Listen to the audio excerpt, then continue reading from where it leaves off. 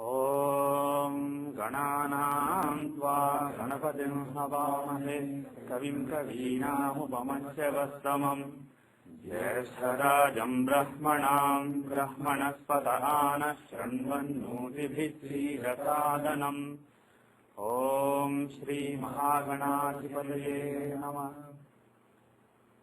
ॐ वृषभं चर्षणीनां विश्वरूपमदाभ्यं बृहस्पतिं वरेण्यम् ॐ तद्विष्णोः परमं पदं सदा पश्यन्ति सूरयः दिवीव चक्षुरा ततम् ॐ ऐं ह्रीं श्रीं क्लीं हसौः जगत्प्रसूत्यै नमः। Can everybody say after me Hare Rama Krishna 3 times? Om Hare Rama Krishna Hare Rama Krishna Hare Rama Krishna. Okay. When you recite that Kamalatmika Mantram. Kamalatmika, yeah. Kamalatmika Mantram. Yeah. Is it Hasau or is there a Ha in between? Yeah, it is Ha. Ha, Aim, Him, Klim. Om, Aim, Hrim, Shrim, Klim, Hasau, Jagat Prasuti. Is it Hasau or just Sau? Hasau. That is how I learned. Ha. Okay. Because I was given that mantra and I was not given Ha in between. In between what? I mean, it was not given as Hasau, it was given Sau. Just Sau? Yes. Oh, I see what you're saying. I believe it is Hasau. Okay. Ha, and then Sau, and then Visarga. Visarga after Sau.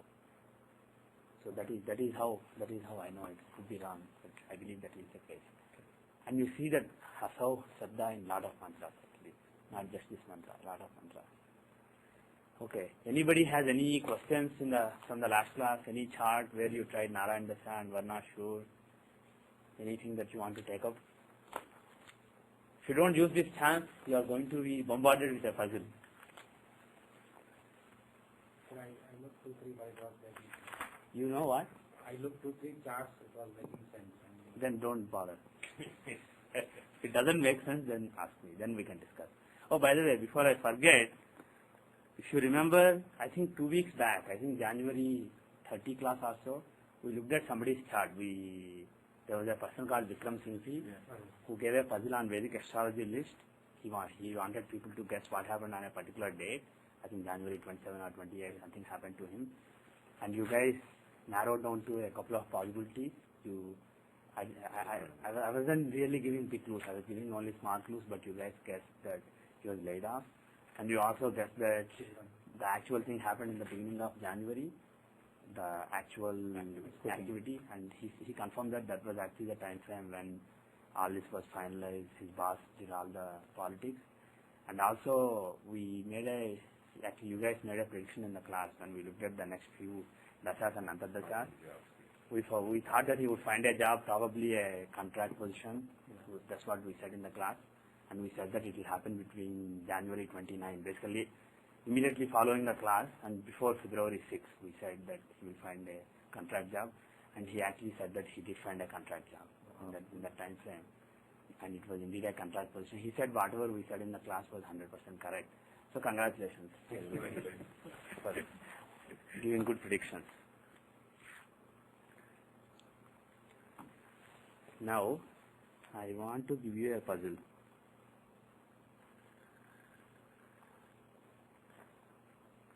Drag and drop feature work in this? That's pretty cool. It was a very problem. And a question on should the 9th house have Rahu or Ketu if there is to be a foreign trip involved in Narayan Dasa during that Dasa period? There doesn't have to be Rahu or Ketu in the 9th house, but links between the 9th Lord, the 9th house, Rahu, Ketu, and the Pardesa Sahamam, if there are any links, that is sufficient. Either 9th house or 12th house. Okay. So it doesn't have to be Rahu in the 9th. It could be Rahu in the 12th. Or it could just be that 9th Lord is with Rahu. It's 9th or 12th? 9th or 12th. Those are the two houses, and Rahu is the Karaka. So Karaka doesn't have to be in the house. For a project, if you look at the analogy that I gave in terms of projects and offices, the project manager doesn't have to be there in the project, but if he has enough control over people who are working on a project, he can get the project done. Okay. So planets in the ninth house are like people who are involved in that project, the members on the ground who are working in the project of taking somebody abroad. Ninth house is like a project. The project is taking somebody abroad. And planets in the ninth house are like people who are involved in that project, people who are working hands-on. And ninth lord is analogous to Project manager. the project, not project manager, the group manager of all the people who are involved in that project. There may be a people manager and there may be a project manager. So ninth lord is like people manager, who is in charge of most people who are working on that project. On the other hand, the Karaka, Rahu, Who is for the example, project for manager? going abroad, he is like the project manager. Finally, it is his agenda. Okay. And people who are in the house, they are under the influence of the dispositor. Similar, just like you do what your group manager says. So if the group manager and project manager are buddies, they always go to lunch together and stick together, then there is a good chance that they will work together and they will make sure that the work will be done. So similarly, if you see ninth lord with Rahu, then Rahu will get his job done. Okay. So it is not necessary that Rahu be in the ninth house. So always go back to the first few classes where I taught a lot of these basic things and analogies, and think in terms of those analogies. Whenever you are confused, just go back to the beginning classes. That will clarify things. So it should be seen D4, right? Rashi and D4, yes. Okay. Now, let's assume that this birth data is accurate. The data is 1958, August 29. I hope there is an ardent fan of this particular person, in which case they may recognize the date. If you recognize this date, please keep it to yourself. August 29, 1958. Now that you open the card, now that you said that you open the card, so they'll guess from the time. Okay, good.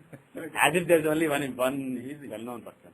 If you know the person and birthday, for example, my wife knows Chiranjeevi's birthday. She's a fan of Telugu actor Chiranjeevi. So if I give Chiranjeevi's data, she will immediately say, oh, this is Chiranjeevi, like that. August 29, 1958, 11:44 p.m. The time zone is 5 hours west of GMT, basically Eastern Standard Time. And he was born in Gary, Indiana. 87 degrees, 20 minutes, 47 seconds west. 41 degrees, 35 minutes, 36 seconds north. Gary, Indiana, USA. And this chart belongs to a male, a man. Now, what I want you to do is the first thing. Look at the Dashamsha chart and see if you can guess what kind of work this person does. Is he a software engineer? Is he a hardware engineer? Is he an engineer? Is he an artist? Is he a politician? What is the likely career? I want to see if you can guess.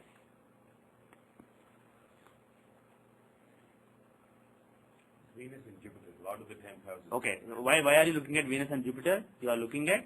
The Lord of the 10th house. You are looking at the 10th house. The Lord of the 10th house is Venus. 10th house is the house. First you are looking at Dashamsha because it is the chart of career, chart to see career. And you are looking at 10th house because it is the house of career. Okay. And you are looking at the Lord because, why are you not looking at the house itself? Because there's nobody there. There is no planet there. So you are looking at the Lord. And is the Lord strong? Lord is weak because Jupiter and Venus are enemies. For a Yeah. person to- Right, they are enemies. But is that particular conjunction a good conjunction or a bad conjunction? I guess it is 5th house and 10th house, so it's a Rajayoga. So the Lord of the 10th house Venus and the Lord of the 5th house Jupiter, they are conjoined together. Okay. So first of all, and how is the Lagna Lord?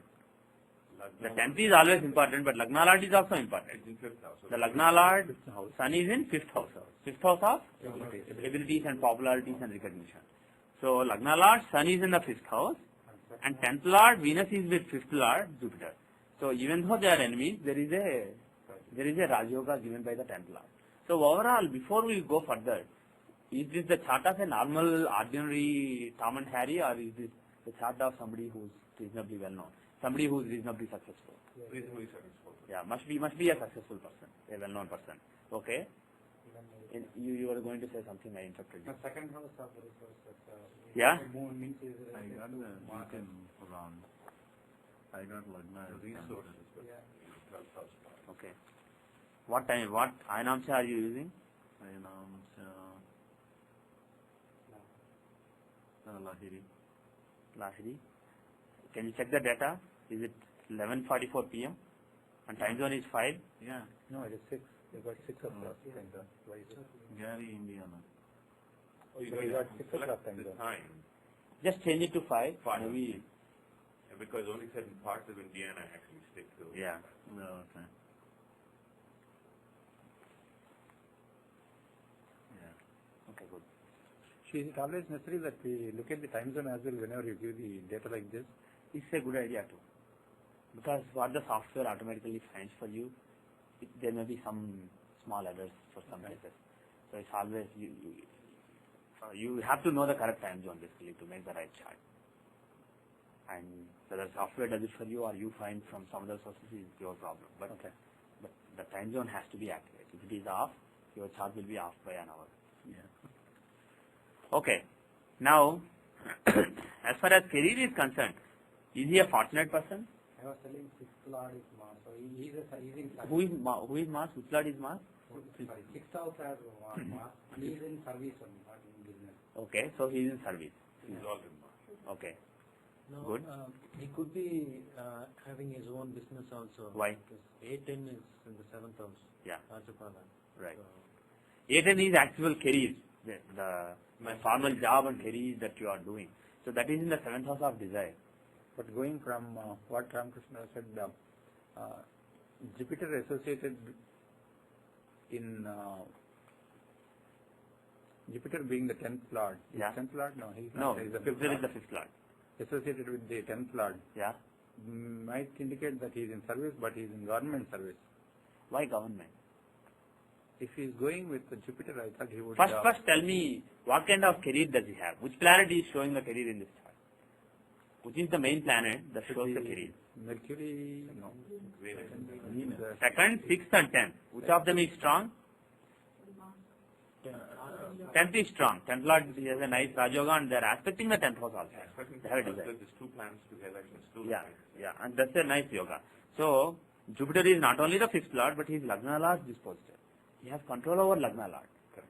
So, Venus and Jupiter combination is very potent. So, career is given by Venus. So, what kind of career does he have? Entertainment.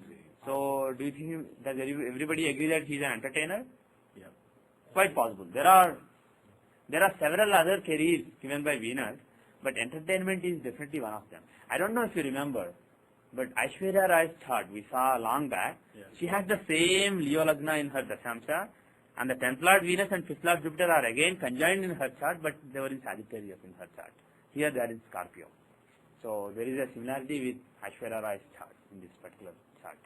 So he is basically like Aishwarya Rai. He's an entertainer. That means his yoga is actually strong because in this case, I mean, Whose yoga is stronger? She has.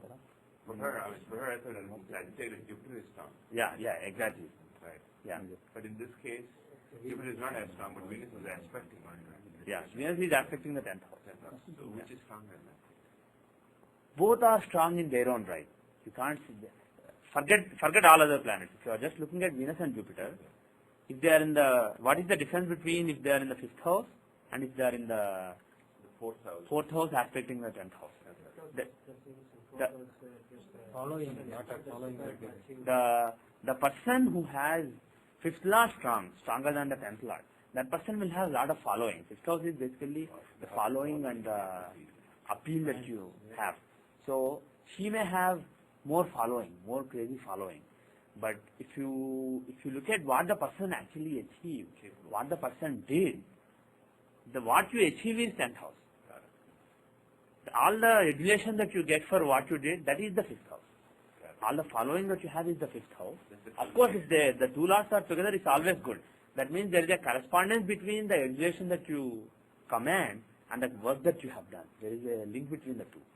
But depending on which lord is stronger, either You Get more you following. achieve more, or you get more following than you deserve. For her, the combination is in Sagittarius. Combination is in Sagittarius, so she has huge following. If you look at the 10th Lord is in 8th from 10th house. Venus is in the 8th from Taurus. So actually, the karma that she does, what she achieved in the society, what she did for the society is actually less than this particular person. Though after I tell you who this person is, you will have problem with it. But So what about Mars exalted in Capricorn? Mars exalted in Capricorn, is it? First of all, Mars in Capricorn, is he well placed or badly placed? Exalted, very well. Forget exaltation. Mars in 6th house, is it good or bad? Very Good. Very good. There are only 3 houses that are really good for Mars. 3, 6 and 11. These are the 3 houses. And he is in the 6th house. So if somebody has Mars in the 6th house in any chart, in that particular matter, Mars is a very good planet. She shows overcoming all the obstacles. Now, Mars is exalted. Is that good or bad? Why? It's good because To he's see in whether sixth house. exaltation or debilitation is good, you have to see which houses he wants. He's in sixth If house. the 10th Lord is exalted, excellent. If the 9th Lord is exalted, excellent. If the 8th Lord is exalted, unfortunate. If the 6th Lord is exalted, unfortunate. So you have to see the Lordship and then see exaltation and debilitation. He is Yogaraka, 4th and 9th Lord. 4th house of Comfort, happiness, comfort, happiness, direction, etc. 9th house of dharma. fortune. Dharma, protection and fortune. So those two, the Lord of those 2 houses, he is in 6th house and he is basically in exaltation. So is he fortunate in career? Very much. Yeah, these kind of people who have the 9th Lord exalted in Dasamsa, they will have lot of luck. They will get lucky breaks. Breaks will come very easily for them. Whereas somebody who has a weak 9th Lord, an afflicted or debilitated 9th Lord, they don't have that kind of protection. 9th Lord is basically your protection, the dharma and also the protection that you have. Those people, they have to work hard for the breaks. 5th and 9th have to do with easy chances, easy breaks. So here, this person is a fortunate person and breaks come easily to him. Okay? What kind of image does he have? In his career, when people who know him, not personally, but through the work that he does, we all read about him in newspapers, magazines, and we have such an image of him. And that image is not through his Rashi chart. It is through his Dasamsa. It is through the work that he is doing that we are exposed to him.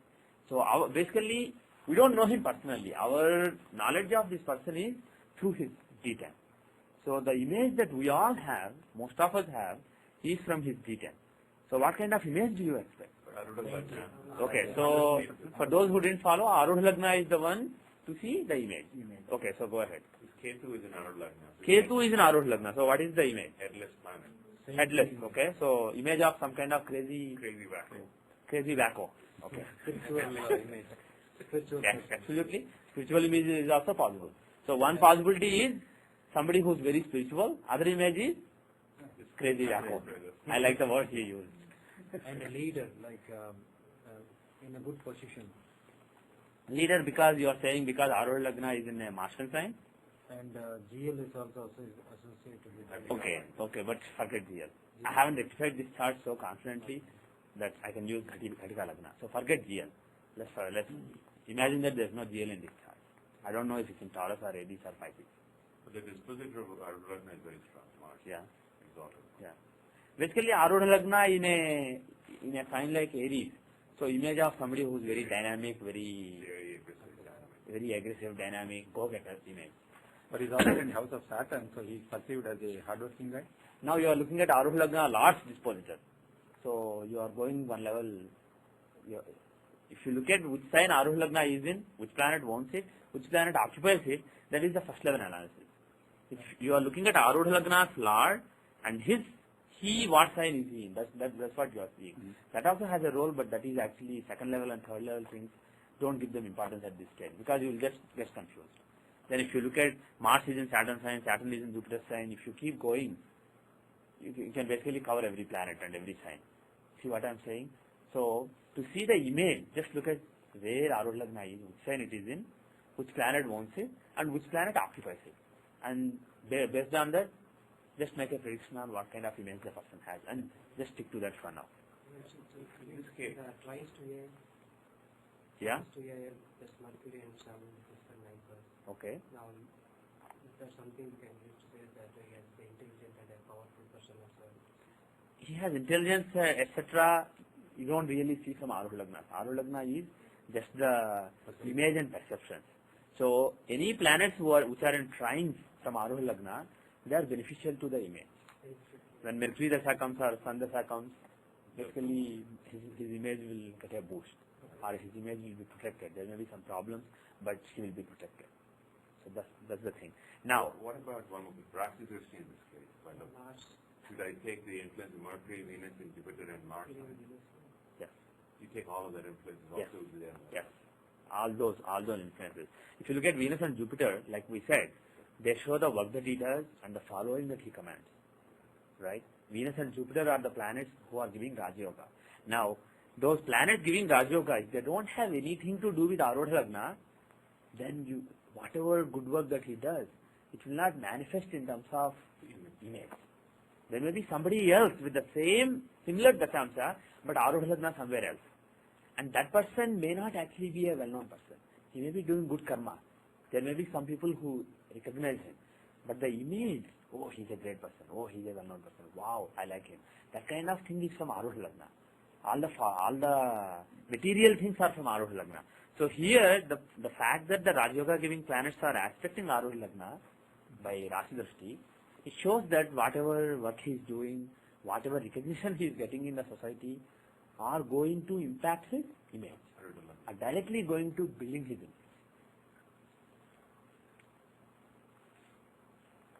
You take Rasi aspect.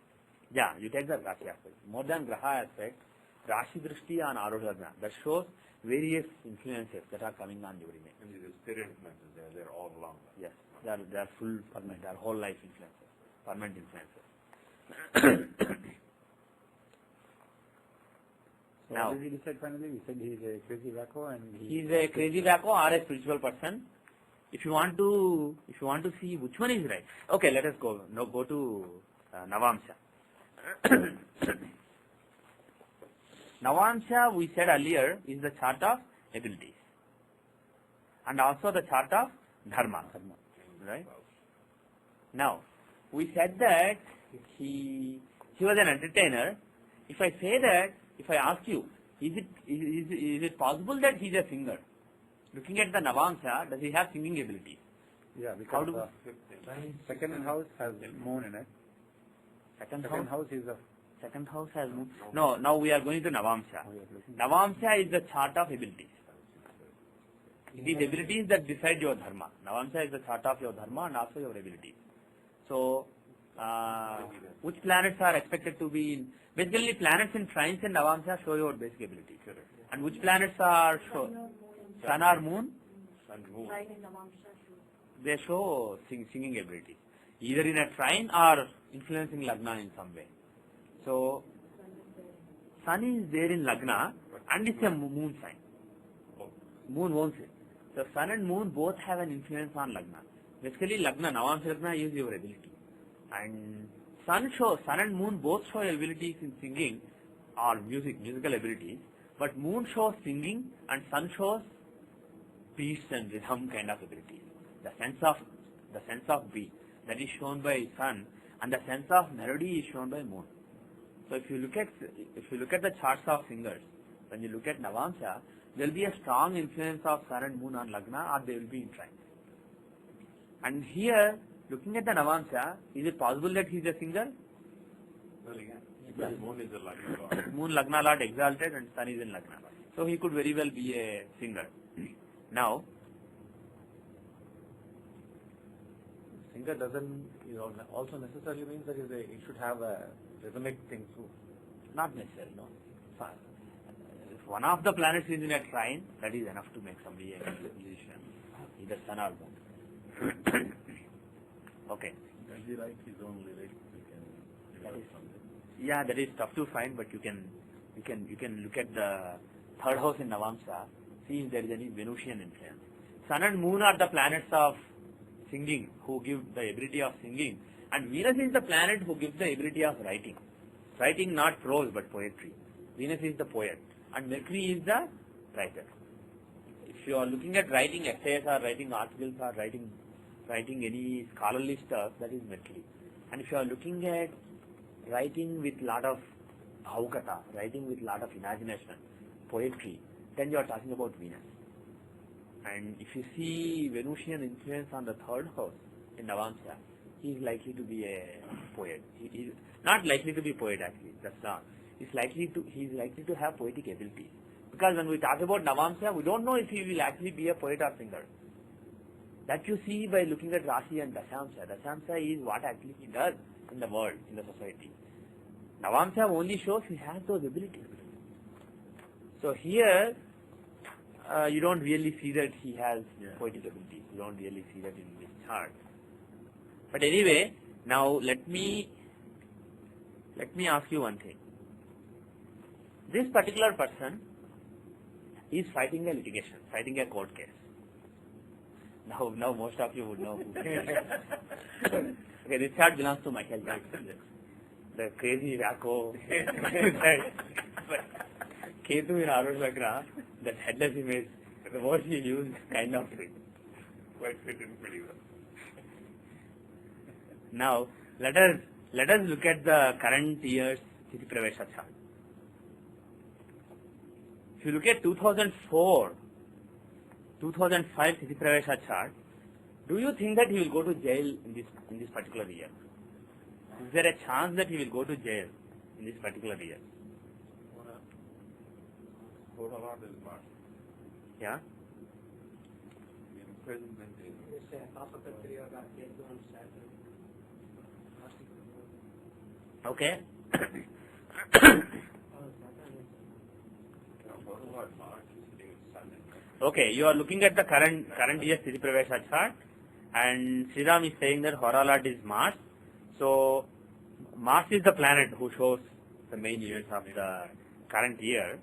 And if you look at Dashamsha, how is Mars? Mars is in 8th house. Mars is in 8th house. He is Yokarka. He is 5th lord of following and 10th lord of career. Before going to Dasamsa, should we not see the Mars, what is its agenda in the Rashi chart? Sure. Go ahead. Mars is in the Rashi chart. Mars is In the 9th house of Dharma. Protection. he is in the 9th house of Dharma Protection. with 9th lord Sun And and 7th lord Mercury. So does he show any problems like going to prison during this year? Okay. Not yet. He also He is 12th lord too. Good point. Now where is Bandhana Sahamam? Do you want to see where is Bandhana Sahamam? It is at the end of Kirtikan. And Okay. the lord of Bandhana Sahamam, Is Saturn. Saturn, does he have anything to do with the 12th lord or the 12th house? Not really. Maybe he has an aspect or something, but there isn't really any strong connection. Now, excuse me. 11th house of Umbrella. Now let us look at the next year. That is from August 2005 till August 2006. If you look at this chart, who is the Hora Lord of this year? Saturn. Okay. Saturn is the lord of the 6th and 7th house. Yeah, Saturn is the Lord of 6th and 7th house, and he is in the 12th house. So, where is Bandhana Sahamam? Bandhana Sahamam is in Pisces, around 27 degrees Pisces. And Bandhana Sahamam has Rahu reasonably close. Bandhana Sahamam is at 27 degrees in Pisces, and Rahu is at 22 degrees Pisces. So Rahu is very close to Bandhana Sahamam in the 8th house. And what about the 12th house? 12th house has Shani, the Hora Lord Shani there, but with a Parivartana with Moon. 12th house has the Hora Lord Shani, but there is a Parivartana between 7th Lord and the 12th Lord. Right? So, basically it gives results as if Saturn behaves as if he is Moon. So as if he is Moon, 12th Lord being in the 12th house. So the indications are mixed. There could be some problem, but he may come out of it. But look at 2006 Pravesh chart. Basically this is assuming that somebody, you want to see what is going to happen to Michael Jackson. You quickly look at the next few years. and see is there a chance that he will go to jail, he will be imprisoned. So look at this here. Who is the Hora Lord? Mercury. Mercury is the Hora Lord. Ruler of the year is Mercury. And where is he placed? He is Lagna and 10th Lord. And where is he placed? He is sitting in the 12th house with who? Venus is fine. Venus is a friend and he is the 9th Lord. Lagna Lord and 9th Lord is a good combination. But who is spoiling them? Who is the stronger one there? Sun. Sun is the 12th Lord. Sun is the 12th Lord in the 12th house. And where is Bandhana Sahamam? Bandhana Sahamam is in Taurus. So Venus there is actually Bandhana Sahamam Lord. And Sun is 12th Lord. And both are together in the 12th house. So the connection between Bandhana Sahamam and the 12th, is it complete? So, and also those two planets are affecting Lagna Lord in the 12th house. And that Lagna Lord also happens to be the Hora Lord, the ruler of the year. If you remember, when we looked at Swami Jayendra Saraswati's chart a couple of months back, he also had Virgo Lagna and he also had Mercury in the 12th house with a couple of other planets. I think Mars and Jupiter in his case. And one of those planets in this Dasha, that planet gave the imprisonment to Swami Jayendra Saraswati. So he has a similar combination, Lagna Lord in the 12th house with the Bandhana Sahamam Lord and the 12th Lord in this case. He is actually stronger than what we saw in Swami Jayendra Saraswati's chart. There, they were in the 12th house, but 12th Lord was not there. It was the 8th Lord and Bharakasthana Lord. So here it is actually more potent. So, is there a chance that during 2005, 2006, 2007, this gentleman will go to prison? Yes. Yes. There is a very, very strong chance. And what dasha do you expect? The Sun, Venus. Who will? First, forget the dasha. Which planet out of these three is likely to give the imprisonment? Sun. If you just want to make honest guess, it is Sun. So whose results will Sun give? If you arrange planets in the order of beneficence or beneficence, Venus is the most benefic planet, then Mercury, and then finally Sun. So Venus and Sun will exchange their results, the planets at the end, and Mercury will give his own results. So which planet will give the result? It is very likely that the result will be given by Venus. Venus Dasha is June to August 2007, but again this is not really infallible. It could very well happen in Sun Dasha itself, as soon as the year starts. Because Venus himself could give the results also. Yes, being the Bandhana Sahamam Lord. Though Sun is the planet that we expect, it could end up being Sun also. But one of these three Dashas, Sun Dasha, which is August 21 to September 10, 2006, Mercury Dasha, November 25 to January 20, 2006, 2007, and Venus Dasha, 2007, June 3 to August 10. These three periods are the likely periods. One of these three periods is very likely to take him to jail. And if you are a fan of Michael Jackson, you can do pujas for him. Now, how do you know when he's going to come out? If you look at Tamil Nadu. For that, you better look at the natal chart. When you look at the annual chart, during this particular year, imprisonment stands out. So during that year, he is going to be imprisoned.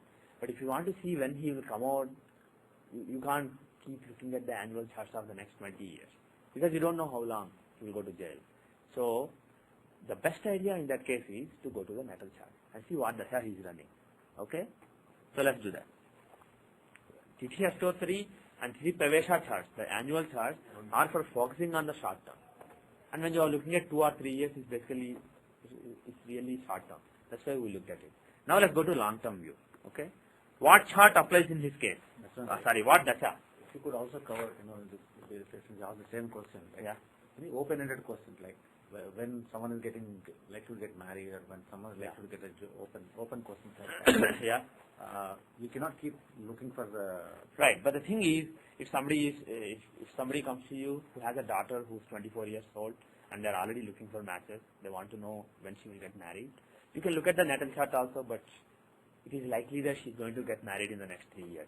You can't be sure. There may be something in the chart that shows she will not get married or she will not get married for 10 years. You don't know. But assuming that it's going to happen in the next 3 years, you can quickly verify it looking at the annual charts of those 3 years. But if you are not really sure that the event that you are looking for has a good chance of happening in the next 3 years, then the best is go to the natal chart and look at the Vinshotari or whatever the chart applies. So that's what we are going to do now. So let us see how the whole dasha is, and then we will see if there is a chance of coming out. Okay, which dasha applies in this case? Does Shatabdika dasha apply? Is Lagna in Vargottama? No. No, it's not. So like here is in Taurus Rashi, in Navamsha it is in Cancer. So Lagna is not Vargottama. So Shatabdika dasha doesn't apply. Does Visaptati Samadasha apply? No. Why? Seventh Lord not. Yeah, 7th Lord Mars or Ketu, they are not in Lagna. Lagna Lord Venus, he is not in 7th. So Visaptati Samadasha doesn't apply. Is Lagna in a Venusian Amsha? No. So Dvalashotri dasha doesn't apply. Now what are the other dashas that we are using? Shasthihayini dasha. Is Sun in Lagna? No. So Shasthihayini dasha also doesn't apply. So what other dasha? 10th Lord in 10th house. Chaturashiti Samadasha. Is 10th Lord in the 10th house? Shani or Rahu? Are they in Aquarius?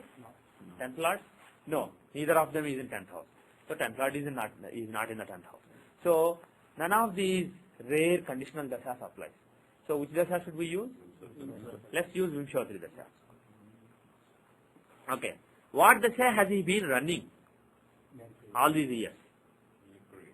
All these years he's been running Mercury dasha. Is Mercury dasha good for image in career? If you look at Mercury, he is in Lagna, but if you look from Arudha Lagna point of view, basically image and perception, he is in the 5th house. A benefic planet or any planet in the 5th and 9th from Arudha Lagna, he will make that person look like a very capable person. He will give him a lot of following. So Mercury is good for the image in career. What is the sixth Lord in Yeah. Lordship you see from only Lagna, not from Arudha Lagna. He is basically 2nd and 11th Lord. 2nd Lord of resources and voice, and 11th Lord of gain. So he is basically giving a raise in the image. So he will look like a very resourceful person with a nice, sweet voice. If you actually, after many years, if you look back and hear his voice, it's a normal voice. But at that time, during this dasha, he will sound to people like somebody with a great voice.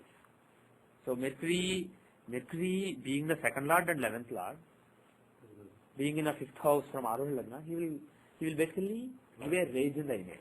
The planets in the 5th house will give a raise in the image, and planets in the 9th house from Arudha Lagna, they will keep the image. They will protect the image. Even if there is a controversy or something, even if there is a scandal, planets in the 9th from Arudha are always working to protect that image.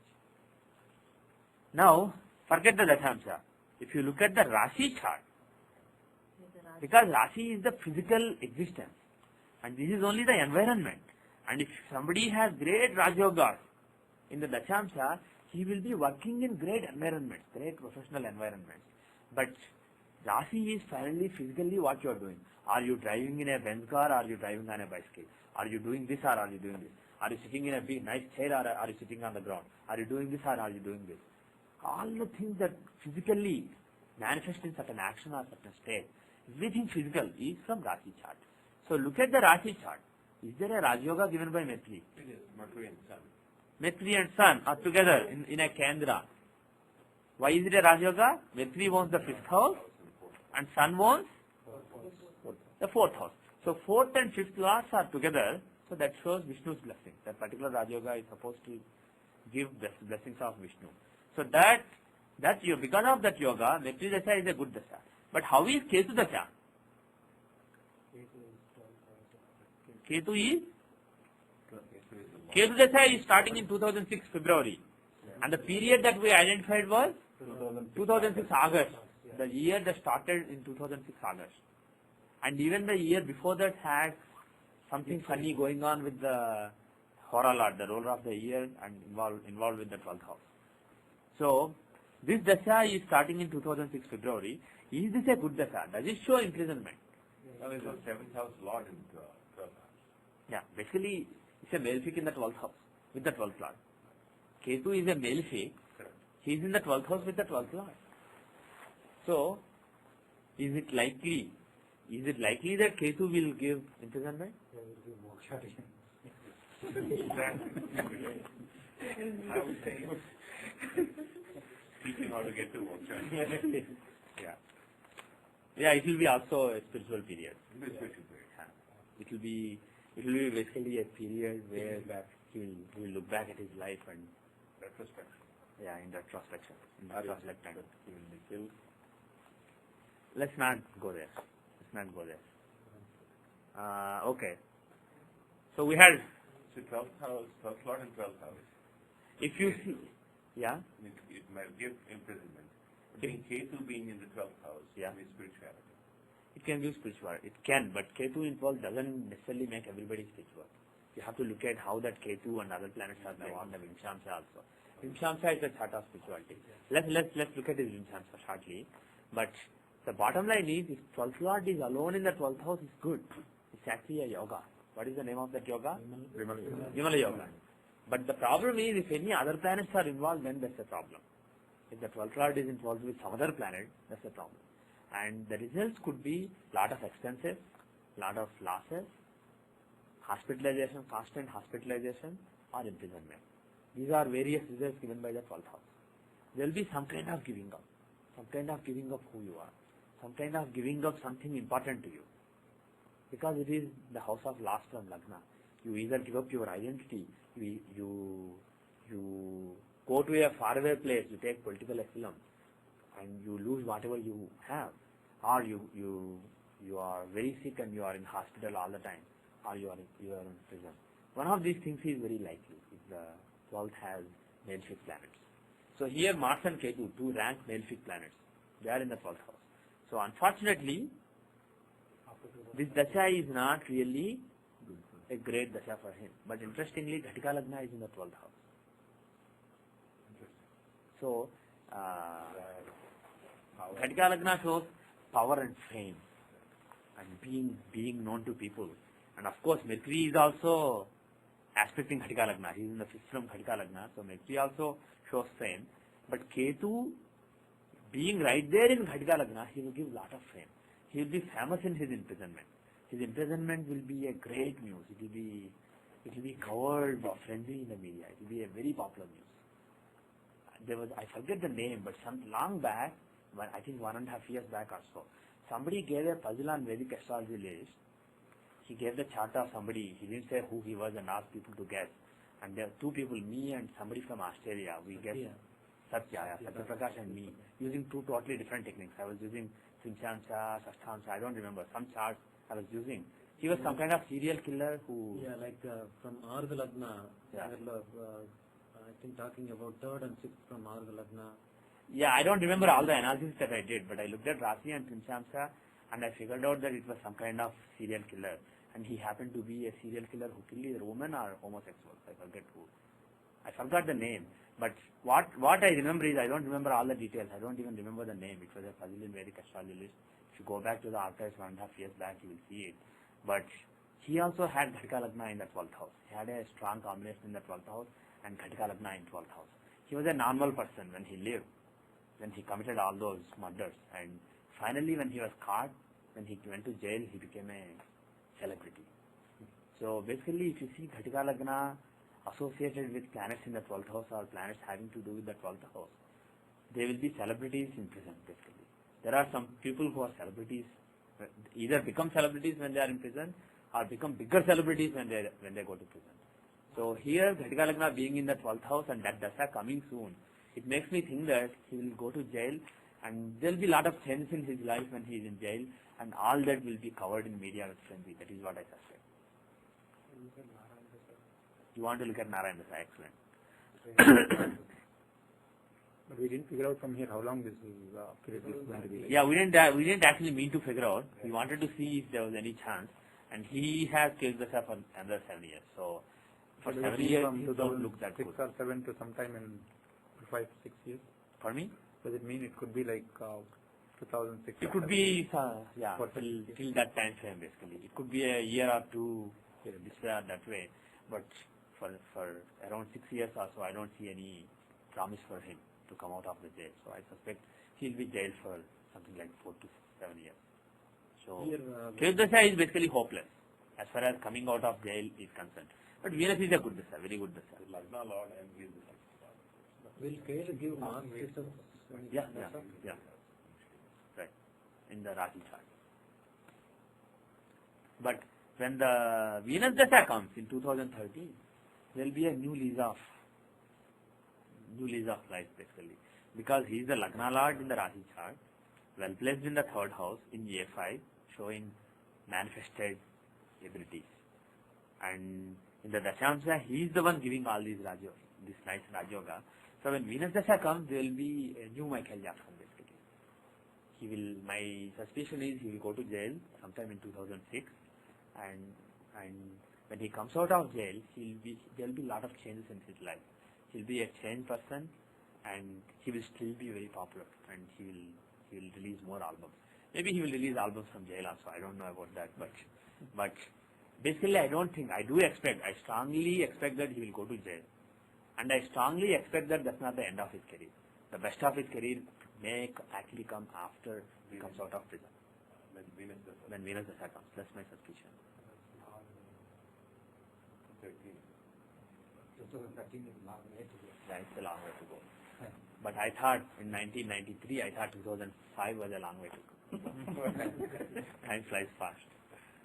Okay, now Narayan Dasha. Before we close this chart, let us look at Narayan Dasha. Okay, so he's ending Cancer Dasha right now. So the 7th from Lagna.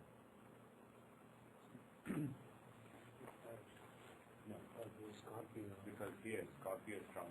Yeah. Lagna, so look at Cancer. Let us see. Let me see how you judge Cancer Dasha. What are the things that you expect in Cancer Dasha? The first principle is look at Cancer, because Narayana is in Cancer. See what are the houses that basically become prominent. And 7th house. Cancer has Venus, right? You took me Rashi chart. Yeah, I'm just looking at Rashi chart now, natal chart. Basically, I told you three kinds of principles. One is see what Narayana is activating. Secondly, see what is the progress Lagna. From that Lagna, analyze the Rashi chart, natal Rashi chart. The third principle is for judging Antardasha chart, go to the entry chart. Okay. So now use the first principle. Narayana is activating Venus. He is in Cancer, and Cancer contains Venus. So Venus is Lagna Lord and no, I didn't finish the sentence. And 6th Lord. So Venus is the first Lord and 6th Lord. So first house is your very existence, the essence of your existence, your health, your character, all these things, all these nice things, your wisdom, all these things. And 6th house is Hard work, overcoming difficulties and difficulties themselves. Difficulties and then overcoming them. And 6th house also shows quarrels, fights. It also shows litigation. It also shows enmities, rivalries. So all these things. And particularly that house is very strong here because Jupiter and Rahu are there. Guru Chandala Yoga. Whenever Jupiter and Rahu are together in any house, there will be some problem, some big problem in life relating to that particular thing. If they are in 7th house, there will be some problem in marriage. Marriage may be fine for a long time, but there will be some really big problem once in lifetime. If you see Jupiter and Rahu in the 9th house, there will be some problem relating to father. Father may pass away before you are born, or there may be some big misfortune relating to father. Basically, Jupiter and Rahu combination is bad. It's called Manushya Hatya combination. And when you see that combination in the 6th house, when the correct dashas come, basically there will be a big litigation. What is in Lagna? Lagna is your very intelligence, your very character. Intelligence may be destroyed. Such a person can be born as an artist or with autism. There will be some problem in the development of intelligence. Lagna is the seed. It is that from which everything is derived. Your entire existence depends on Lagna. It is the essence of your existence. It is your basic intelligence. And health also. Everything is related. So if Jupiter and Rahu are in Lagna, there may be some serious problem in health, or there may be some problems relating to development of the intelligence. Just to extend a little more, first I'm thinking about health. Rahu, Jupiter, Sun and Mercury in Lagna. Sun and Mercury, okay. Which Lagna is it? This is Taurus. Taurus Lagna. Jupiter, Rahu, Sun and Mercury. Okay. Sun and Mercury are the saving grace there because that's a nice Raj Yoga. 4th and 5th Lord together, shows the blessings of Lord Vishnu. But because Jupiter and Rahu are also there, there can be some big health problem once in life. When Jupiter and Rahu, for example, when Rahu Dasha comes or when they are activated, there can be one real big health issue. But it doesn't look that bad compared to Jupiter and Rahu being there alone. Yeah. But Sun is also afflicted with Rahu. Sun is afflicted with Rahu, yes. But when Sun and Jupiter are together, see, what they say is if Sun is afflicted by Rahu in a chart, they say pray to Jupiter. If Jupiter is afflicted by Rahu in a chart, the remedy suggested by elders is pray to Sun. If the priest is being troubled by a villain, by a bad guy, you invoke upon the king to come and help. If the king is being troubled by a bad guy, a rogue, you call a priest so that he gives good advice. So it is the other person that you need. And if both are together with Rahu, they have a good chance of actually beating Rahu. If Sun and Jupiter are together and they are with Rahu, then the brains of the priest, the brains and purity of the priest, and the valor of the king, both are together. So you don't even have to go and pray to them to bring them there. So they are already there. So that is actually better than Jupiter alone being with Rahu or Sun alone being with Rahu. So it's not that bad. Now, so using the first thing, Venus is Cancer is the 3rd house, and it has 1st and 6th Lord. So some litigations and some boldness, some initiative, and also something relating to health. These are the broad possibilities. Now, to get better indications, take the progress Lagna. Did we start Dashas from Lagna or the 7th house? Do you know? We started from the 7th house. Because Lagna is alone and 7th house is having a planet. So we did start from Scorpio. We started from the 7th house. So when you look at the Dasha Lagna, it will be the 7th from Dasha side. So Cancer is the progressed 7th house. So Capricorn is the progressed Lagna during this particular Dasha, 2000 to 2005. Okay? So if you take Capricorn as Lagna, from Capricorn, how is this Dasha? 10th house is Rahu and Jupiter reflecting. Yeah? That's not good for his. 10th house is? 10th house is Rahu and Jupiter. 10th house is Rahu Jupiter. So his karma, his career, is it good or is it going to be ruined during that period? His career is kind of ruined during that period because Jupiter and Rahu combination is in the 10th house. Now, And then 8th house is Sun and Mercury. yeah, A lot of anxiety. Sun is in 8th Lord. 8th Lord is in the 8th house with 6th and 9th Lord, Mercury.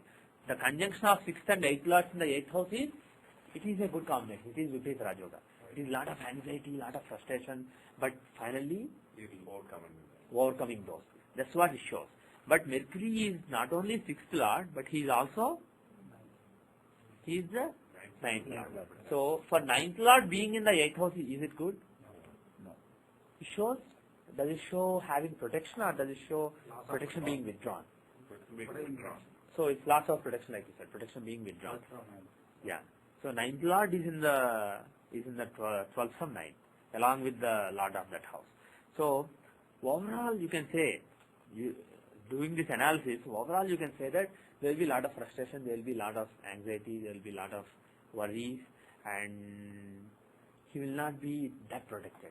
The luck that he enjoys. 9th house is not only protection, it's also called the house of luck. So, Poropunya. So it is basically kind of like running out of luck. If the 9th Lord is badly placed in a particular dasha, you will run out of luck during that time. So it's not really such a lucky period, and 10th house is bad. Another house that is bad is 4th house. The 4th house has Mars and Ketu, two male fixed. Mars alone would have been okay, though not great. At least it's planet in own house. So Mars alone in the 4th house would have been good. But here Mars and Ketu are in the 4th house. So 4th house is again quite bad.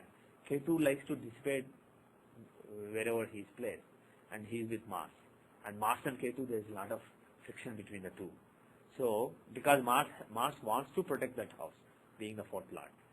And Ketu, wherever he is, he wants to destroy it. And both of them are very aggressive planets. Ketu is very aggressive. He is called Rudra Swarupa. And Mars is also son of Rudra. He is son of Shiva. Mars is a very aggressive planet. So when those two planets are in a house, there is a tug of war between the two. Who's going to do what? Who's going to do what? So here, basically, what is the area where trouble is the fourth house. What does fourth house show? Comforts, luxuries, peace of mind, mother, education, learning, vehicle, all these things. These are all the things that are shown by fourth house. And here we know that he has no peace of mind during this period. Peace of mind will be taken away. But you can't be sure. In any chart, if you see Mars and Ketu, or let's say Mars and Rahu, in the fourth house from the Dasha sign, Dasha Lagna, you can conclude that there is some problem. Either it may be relating to mother may pass away during that period, or education may have a break, or there may be trouble in the education, or there may be a big vehicular problem, big vehicular accident or something relating to vehicle, or something in the house, or something relating to mother. One of these is quite possible. There will be some misfortune relating to that particular house. Maybe the 11th law. Yeah. But that is already in fourth house. Yeah. That means it gains. Gains are dissipated. No. That's not the way to look at it. Forget his 11th lord. Because from Lagna, what he owns, fourth house doesn't care. When you want to see what he does to the fourth house, Sukha, take that as the Lagna. What house does Ketu own now? From the fourth house, he owns eighth house. So if the 11th lord is in the fourth house, it's not good for fourth house. Because it is the 8th lord in Lagna. He shows he wants to give troubles relating to Sukha.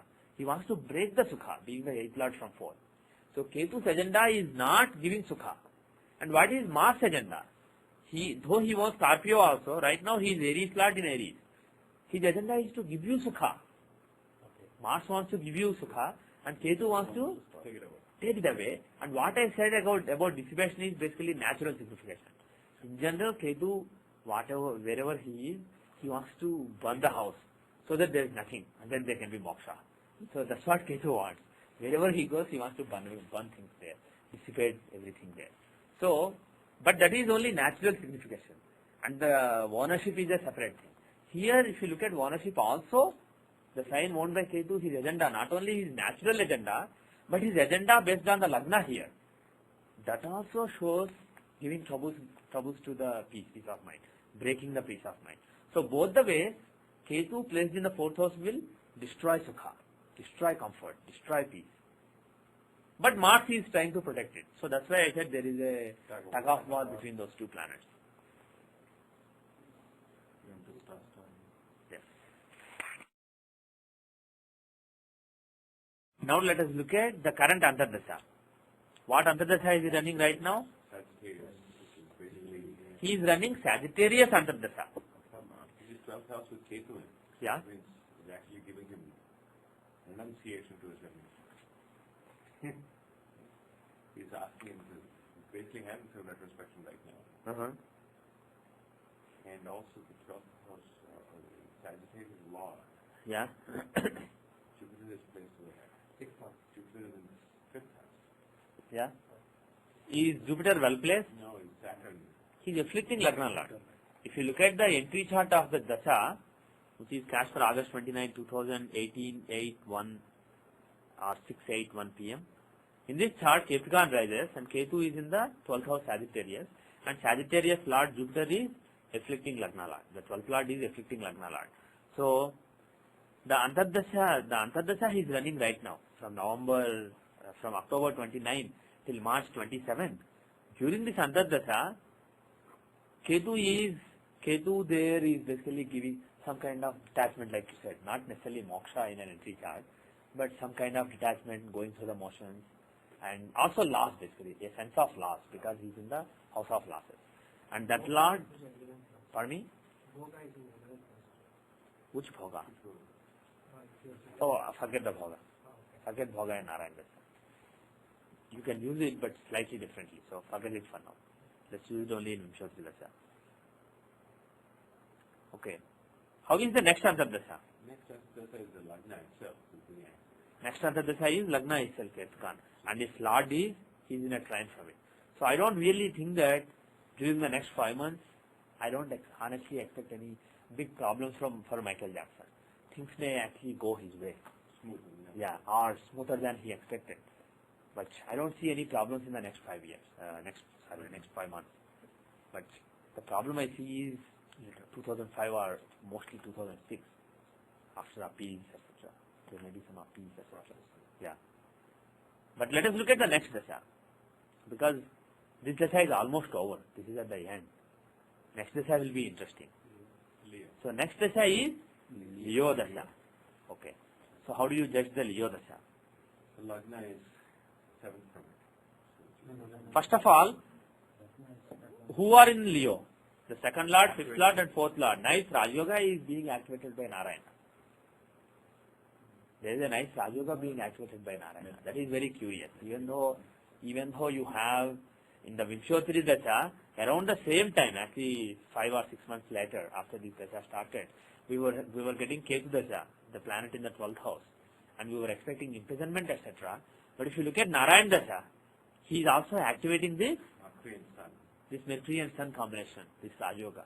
Do you have to take Mercury as from reference to Lagna or From Leo as Lagna and Mercury is 11th and 2? It may not be Leo, it may be Aquarius. That is principle 2. We'll come to that. Right now we are looking at principle 1, which is see the sign and the planets involved in the Narayan Dasha sign. See what is their agenda. Basically, they have cooperation from Narayana. Not taking that as Lagna. No, we'll do that next. So in principle 1, you take the natal chart. In principle 1, take the natal chart as it is. Take the Dasha sign, not the 7th from it. Irrespective of whether Dasha started from the Dasha, from Lagna or 7th, take Dasha sign itself, because that is where Narayana is. So that's what is energized. That's what Narayana is energizing. And he is energizing Mercury, he is energizing Sun, he is energizing The 12th house. 8, and he is energizing the 12th, he is energizing the 4th house from Lagna, he is energizing the 12th house from Arvad Lagna. So these are all the things that are Narayana is energizing during this time. Now, Mercury and Sun, that particular combination, that's a Raj Yoga in the chart. So there will actually be lot of following, because Mercury is 5th lord. So there will be lot of following, etc. during this dasha. There will be huge support for him. But at the same time, Vrichupada is there. So that is also possible. But if not there, it is some kind of big trouble, hardships. That is what AA shows. And from Lagna, it is the 4th house. What does 4th house show? Some direction. Comfort, and also comfort comes from direction, having a direction. So if you look at various meanings associated with the 4th house, the basic meaning is direction, the sense of direction. If you are peaceful, that is because you feel that you have a sense of direction. You feel where you are headed, how you are going to go. Then you are peaceful. Mother, she gives you direction when you are young. Education, learning, again that gives direction to your soul, to your intellect. So everything associated with the 4th house, it is in some way or the other, it is showing you some direction in life. State of mind. Yeah, state of mind, controlling the mind. 4th is basically the controlling house for mind, which means giving some direction to the mind. And when Narayana is in the 4th house, some direction is given to this person's mind, which means whether he is imprisoned or whatever happens to him, he will actually find the right direction in life. This will be the most important period in life, irrespective of other bad things, material bad things that will happen. Now from Arudha Lagna, it is the 12th house. So it shows some fall in status. So that is also possible during this test. Now, we broadly know what are the possibilities. Now to refine, let us do what you were saying. Take that as Lagna, but not that, because Narayana is in the 7th house here. So, Aquarius will be the Lagna. So take Aquarius. If you take Aquarius as Lagna, how is the Dasha? 9th house, there is no protection. 9th house is destroyed, so protection is withdrawn. So there is no protection during this period, and actually 7th house is very interesting. You have the 8th lord and 7th lord in the 7th house. Yeah, 5th lord also, right. But if you see 8th lord and 7th lord in 7th house, or 7th lord and 8th lord in 8th house, basically those two lords. 8th lord's agenda is to give you longevity. 7th lord's agenda is to take it away. So when you have 7th and 8th lords together, that's not considered good. And especially if it happens in 7th itself or in the 8th itself, then that's actually... And with the 8 even becomes... Yeah, here 8 is also there, yes.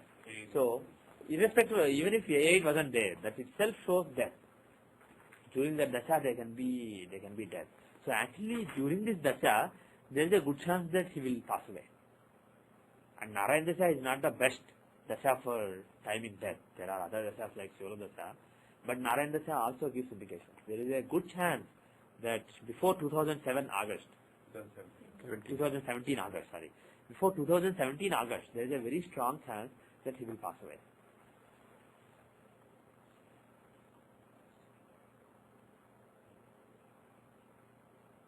Okay. Again, third house of the relation is case to Mars. Yes. Third house Problem also. taking any initiative. Right, right. Direction. Yeah. Okay. Now let's see spirituality. D20.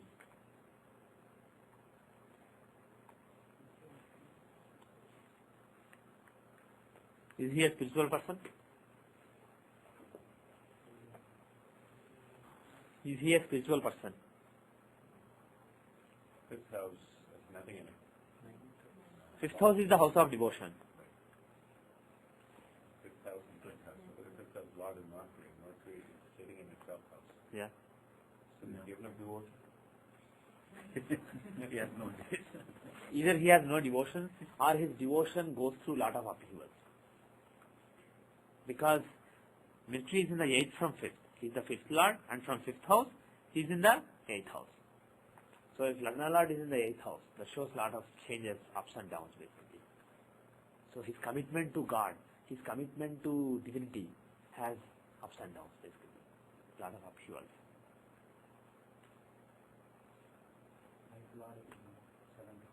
Yeah, 9th lord Venus is in the 7th house. So there is a strong desire. Venus and Sun are there. So spiritual, when it comes to spirituality, there is a strong desire. Desire is strong. So there is a desire. But when it comes to devotion, discipline, etc., you don't really see that. See that in the chart. So it's not really, but it doesn't show a really terrible person as well. He's a normal person. Looking at this Vinchansa, you don't see any special yogas. But all you can say is he has a lot of desire, strong desire spiritually, but he doesn't have a good direction basically. He doesn't have the right direction, and he doesn't have a clear path basically. He has 8-5 also with that 7th house there. Yeah. So that shows that there will be some perception that he is. A5 is basically some mantra Meditation, or some procedure that you follow, some chanting. So when the correct dasha comes, when Venus dasha, Sun dasha comes, definitely there is a possibility. And by the way, he is going to start Venus dasha in 2013. 2013 he starts Venus dasha. That will be a very good dasha. Because Venus is the 4th and 9th lord. And Lagna lord Shani is in Venus house. And Venus is in A5, in D20. So this dasha is very, that dasha will be a very interesting dasha. And now actually as a final note, I just recall that I'm not sure if this Lagna is right. I haven't rectified his Vinchamsa. I only know that his Rasi, Navamsa and Dasamsa are accurate. I don't know if Vinchamsa is actually accurate. So let's actually leave it. Because we may be just making random conclusions. Okay. Do you want to see anything else in Michael Jackson's chart? Actually, let me show you another thing. See, if you use Narayana Dasha using my software, you can click on options, and here you see Narayana Dasha of which DM. You see this menu item.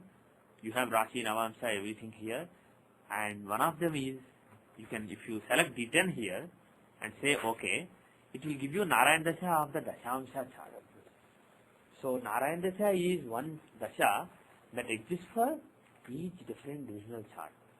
And if you find Narayana Dasha as a particular divisional chart, that shows where Narayana is as far as that particular area of life is concerned. And using this, you can time events relating to a particular area of life, like marriage, career, etc. very well. And the way you compute this is, again, you have the software, so you don't need to know how it's computed. But if you are interested, the rule is, for Dashamsa, the controlling house is 10th house. For Navamsa, the controlling house is 9th house. For Rudramsa, the controlling house is, Rudramsa means D11, 11th house. For D24, the controlling house is 24th house, which means 12th house. For D20, the controlling house is 8th house, 20th house. Or if you remove 12 from 20, it is 8th house. So like that for DN, the controlling house is nth house. So what you do is go to the Rashi chart. Take the Lord of the controlling house. See where he is in the divisional chart. And take that sign as Lagna and find Narayana Dasha. Assume that this is Rashi chart, find Narayana Dasha. But don't use this Lagna. Take the controlling house Lord here. Okay? So let us go through the example. Let's go through the exercise. Now, we want Dashamsa Narayana Dasha to focus on his career. What is the controlling house? 10th house. What is it? Saturn and Rahu. Saturn or Rahu. Who is stronger? Rahu is stronger. Where are you checking? Not in the Rashi chart. We want to check in Dashamsa. Oh, I see. Because coming from Rashi to Dashamsa, both are 10th lords. The strength in Dashamsa matters. So in Dashamsa, who is stronger? Shani is alone, Rahu is alone. The first source of strength is number of planets that they are with. So both are with 0 planets. There is a tie. Second rule is exaltation and debilitation. Is either of them exalted or debilitated? No. No, actually that wasn't the second rule. That was third. The second rule was Jupiter, Mercury and Lord. Jupiter is aspecting Saturn. Jupiter is? Aspecting. Yeah, so you have to look at Rashi aspects on both of them. From Mercury, Jupiter and the dispositor. Saturn, is he being aspected by Mercury? No. If you look at the Rashi aspects on Saturn, Only look at Rashi, not Graha. yeah, Rashi Drishti. So if you look at Rashi Drishti on Shani, is Jupiter aspecting him? No. Is Mercury aspecting him? No. Is the dispositor of Saturn, which is again Jupiter, is he aspecting him? No. So the count of Saturn is 0. What is the count of Rahu? Look at Jupiter and Mercury. Rahu is being aspected by these signs. Mercury is aspecting him. Though Jupiter is not aspecting, though his dispositor Venus is not aspecting, just the fact that Mercury aspects him makes his count 1. So Saturn's count is 0, Mercury's count is 1. So Mercury dominates. So Graha Drishti, you don't. No, this is Rashi Drishti only for this rule. Narayana Dasha, whole thing is always Rashi Drishti, right? Yeah, most of you can always use Graha Drishti, but for this rule, the source of strength it is Rashi Drishti. Because it's more permanent. Yes, more permanent. Graha Drishti is very temporary. Yes. Graha Drishti is temporary desire, and Rashi Drishti is a permanent influence. So Rahu is the winner. Now, what we do is, we take this sign as Lagnas, and take the stronger of this sign and the 7th from it, and then start Narayana Dasha. And here Aries happens to be stronger than Libra, I think because of Jupiter's aspect. Yeah, that's right. Because Jupiter's aspect. So whatever it is, you can go through the analysis, you will find that Aries is stronger. So we find Aries, Pisces, Aquarius and so on. So How did we... now once you find where the controlling house Lord is, take this as Lagna. Forget that there is a Rashi chart. Think that this is the Rashi chart now, and think that there is Lagna in Libra here. And now find Narayana Dasha as is just like the Rashi Narayana Dasha that we will find in Lagna. So you start from the first house or 7th house, take the stronger, from there you start all the same rules. So here if you look at Libra and Aries, Aries is stronger because both have 1 planet each, and if you look at Mercury, Jupiter and dispositor aspects, both the signs are aspected by Mercury. But Jupiter is aspecting only Aries. So because of that, Aries has a count of 2 and Libra has a count of 1, and Aries wins. So Dasha starts from Aries. And because it is a mobile sign, the Brahma progression is used. For mobile signs, if you remember, we go the natural way, one sign after the other. First, second, third, fourth, Aries, Taurus, Gemini, that is Brahma progression. And then for Sthira Rashi, fixed signs, Shiva progression, every 6.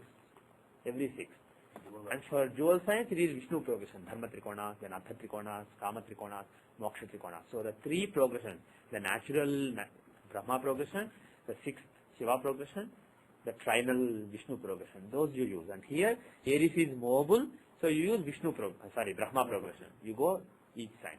And the direction you go in, forward or backward, is based on the 9th house from that being odd or even footed. Here, 9th from Aries is Sagittarius is odd footed. These 3 signs, Aries, Taurus, Gemini, and these 3 signs, Libra, Scorpio, Sagittarius. Those are odd-footed. Other six are even-footed. So Sagittarius is odd-footed. So ideally we should go forward, like Aries, Taurus, Gemini, and so on. But you see that, pardon me? It's odd or even? You said Which is odd-footed. even? See, this is first. Yeah, it's odd. First three, second three, third three, fourth three. So these are the four padas. So first pada and third pada are odd padas. So those are Ojapada. Ojapada are odd-footed. And these 2 feet are even foot. Even feet. These 2 feet. So ideally we should be going forward. Aries, Taurus, Gemini. But the software finds backwards. Aries, Pisces, Aquarius. Do you know why? Ketu. There is an exception for Ketu. The rule is, if the sign from which you are starting dashas, if it has Ketu in it, reverse. Only for Ketu or Rahu? No, not Rahu, only Ketu. If it is odd-footed, then actually instead of going forward, go backward. If it is even-footed, instead of going backward, go forward. So Ketu reverses things. Ketu is opposite of everybody else. So that is one exception. Though it's not applicable here, there is another exception, Shani exception. If Shani is there in the sign where you are starting the chart, then you always go forward. Not only you go forward, but you switch to Brahma's progression. You say jump every six, Shani says, why? Just go normally, go slowly. So that's what Shani says, don't jump. And also Brahma is associated with Shani. If you look at the deities associated with various grahas, Brahma is associated with Shani. So whenever Shani is strong, he will tell you to use Brahma's progression. He likes Brahma's way, which is simple, straightforward, one thing at a time way. So Shani likes Brahma's way. So that is why you have this dasha. Now, how is Sagittarius dasha for him? Now here, the rule of taking the dasha sign or the seventh summit and taking that as lagna and analyzing the chart, that does not apply here. So don't use all those rules. Don't use all the rules that I taught you until now. With the divisional Narayana dasha, all you do is the first principle that I taught, which is see where Narayana is and what Narayana is activating. Of course, there are second principle and third principle can also be used, but there is more to it, so I don't want to do it now. All I want you to do is see which house Narayana is in, what is being activated. So during Sagittarius dasha, from 86 August till 97 August, he was running Sagittarius dasha, and Sagittarius is the fifth house of power, fifth house of ability, fifth house of following, and it has Lagna Lord Sun. So is it a good dasha when he becomes popular? Yeah. During 86, 97, you can expect him to be very popular. Even Ketugan is good, it shows a break, because it has exalted ninth lord. Exalted ninth lord Mars is there. So this also shows lucky break. But this is the dasha. Sagittarius is the dasha when he will become very popular. And then, is Scorpio good? Yeah. Scorpio is also a good dasha because the Rajoga is there. The Rajoga we talked about. So when we talked about the Dashamsa earlier, these are the two houses we focused on, and perhaps this. So these are the three houses, Capricorn, Sagittarius and Scorpio, that we had focused on, right? And those are the dashas. When he actually rose, became a big entertainer, became a big name, he is so popular that everybody in the world knows him, not just in US. And all that happened during this particular dasha. So this is how you use the Narayana dasha of Dashamsa. If you want to see, for example, your learning, let us take your example, Seshu's example. Let us do Narayana dasha of D24. You can look at your own Narayana dasha of D24. See where Narayana is there right now as far as learning is concerned. You can use Vinshotri dasha and all dashas. But if you use this dasha, Narayana dasha of a particular divisional chart, you will get very clear indications. Like you can see in Michael Jackson's case, the dasha when he rose to prominence, the dasha when he remained a big entertainer, they nicely align with the dashas that you find using Narayana dasha. So this is a very, very important dasha, very powerful dasha, the Dashamsa and other divisional Narayana dashas. Let us look at his D24. Let's see. Pardon me? Oh, you already did it?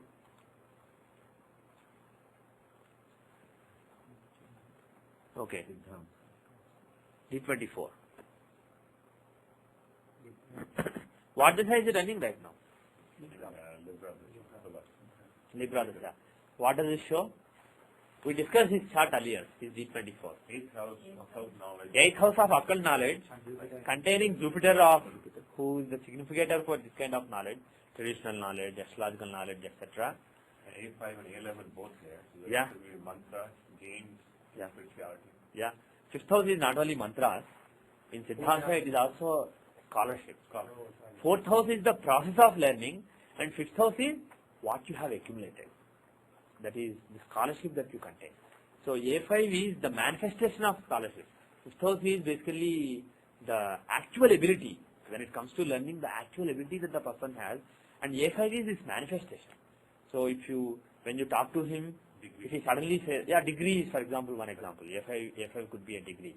If he suddenly says, using the Manduka Dasha of this, so and so happened, so and so, you will think, wow, he is a scholar. So that is A5. Is he really a scholar or not? That is from the 5th house. Now what is mantra? Good So, in other words, what I am trying to say is, if I go on a list and say, see, Vimshottari Dasha there is a Parivartana between 6th and 9th Lord in Dashamsa, and the 9th Lord Dasha and 5th Lord Santa Dasha are running as per Vimshottari Dasha, or let's say as per Jyothishya Dasha, because that is the best Dasha. So the event happened. It may look very simple, it may look very trivial. If I go and give some fancy names, if I say, if you look at the Simhasana Chakra, the Simhasana Nakshatra has so-and-so planet, then people will think, wow, there is something. So like that, and of course it can be vice versa also. I can say, look at the Jyothishya Dasha, the 5th Lord Dasha is running, so he became popular. Somebody else may come and say, 5th Lord is in the nakshatra of Rahu, and Rahu is in the sabha of Mercury, and Mercury is in Saturn, Jupiter Rasi, so during Jupiter Dasha he became very popular. And he will do this using Vimshottari Dasha and Rasi chart, so people will think, this is very simple logic. I go and tell them, look at Dashamsa. 5th Lord is Mercury, his Jyothishya Dasha is running, that is the Dasha, so it happened. Then they will say, he's using Dashamsa. Oh, no, only Rasi Navamsa. He's using what Dasha? Jyothishya Dasha? No, why? Just Vimshottari is Anarchy. So they will say, oh, yours is very complicated logic. It's circumlocution. That is the word used by C.K.N. Rao. It is circumlocution. Just stick to Rasi and Vimshottari. So it works both the ways. Based on the exact terms that you use, the terminology, sometimes people will think it's either too simple, sometimes people will think it is too complicated also. Both the times it can be wrong. The bottom line is, what is right is tough to say. It is basically hidden inside. The real ability of Seshu when he speaks is hidden inside him. Nobody can see it. I can't see it. Even he probably doesn't know what his real ability is. So all the houses that we talk from Lagna are the real abilities, are real thing which is hidden. And Arudha is the manifestation, what comes out. So A5 has Jupiter here. So because A5 has Jupiter, and that particular Dasha is running right now, Libra Dasha, from September 2004 till September 2011, this is a very important period for his astrological pursuit. So you are going to teach 7 years?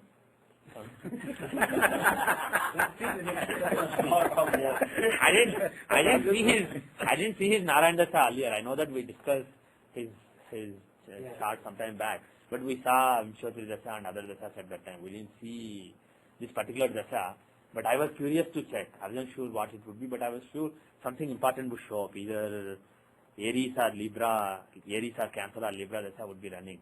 But when I checked, he is exactly running this Dasha. So even though you started a few months before this Dasha started, it is basically after September that you will start making real progress. Because that is where Jupiter is, and that is the house of occult knowledge. And not only astrology, for learning any occult knowledge, any hidden kind of knowledge, this is a very auspicious period, this particular Libra Dasha. So you can go home and look at your own Narayan Dasha. And I guarantee you that this will work more correctly than Vimshottari Dasha. Or even Jyothishya Dasha, any other conditional Dasha. The best conditional Dasha that we found and we've been using so far for that particular chart. If you compare that with Narayan Dasha, this will actually work better. The events and the phases in life will be better aligned. And this is the most accurate Dasha that I know for natal charts, Narayan Dasha of the divisional charts. not just the Rasi chart. Because whatever we saw in the Rasi chart applies to everybody born in the 2-hour period. So, if Mars and Ketu are in the 4th house, in Michael Jackson's case for example, we said that there is no peace of mind during these 5 years. Somebody else born 1 hour after Michael Jackson, there may be some other problem for him. It may be mother. His mother may have passed away. For somebody else, it may be something else. There may be a litigation with his house. He may own some house, and somebody else may come and say, I own this house. So there are so many possibilities. And by the grace of God and by the grace of our gurus, we just look at Rasi chart and either Vinchotri or Narayan Dasa, and something comes to our mind and we'll say it, and sometimes luckily it comes true. But it's not scientific, it's basically an art. If you use just Rasi Dasa or Rasi Narayan Dasa, then what you are doing is basically an art, it's not a science. But if you use divisional chart and Narayan Dasa of the divisional chart, it borders on being a science. Though it's not exactly science because we don't, still there are missing links. But it borders on being a science. So what I advise you is, because you have the software, go home and find the division, find your Dasamsa. Look at your Dasamsa Narayan Dasa, your Navamsa Narayan Dasa, your Siddhamsa Narayan Dasa. See how it aligns with the events. And if you have any questions, again bring them to the next class and we will discuss your case. Okay? Now let us see. Let us take one more example. I want to see one. If I get a question now, when will I get my green card and lot of What? when will I get my green like lot of my friends Green card. I will be they ask say when will I get my green card? Okay. I don't know what are the indications to look for. We'll have one class on that, maybe next class or the class after that. We'll try to, if you know any people who got green cards during a particular time, get the data. So we'll take the data and we'll go through some green card examples. What? I can give my Yeah, most of us will be applicable, but get the data. Get the data. green card class. What? When I look Green at class. permanent residence D4 chart, if it is 9,000 is strong means you are going to be permanent in the foreign land. Yes. I looked at my So in your, based on your case, basically you are happy. Yeah, we'll look at more examples.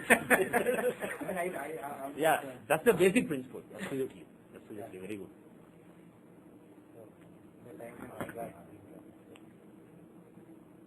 Okay. Okay, let's look at this chart.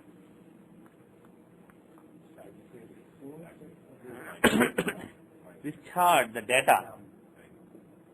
By the way, for those of you who are listening to the audio, the data for the last example, Seshu, is September 16, 1961, 2:22 p.m. Indian Standard Time, Secunderabad, India. And now the new chart. Sriram's chart. August 31, 1965, 2:27 a.m. Indian Standard Time, Kakinada, India. 82 degrees 13 minutes east, 16 degrees 56 minutes north.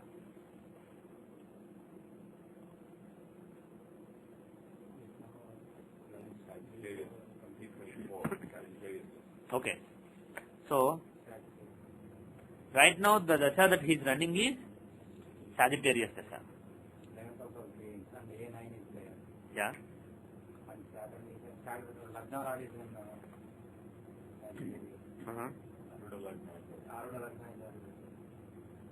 Okay. What are the houses that we said are important for learning astrology? 8th house. Yeah. 8th house is occult knowledge.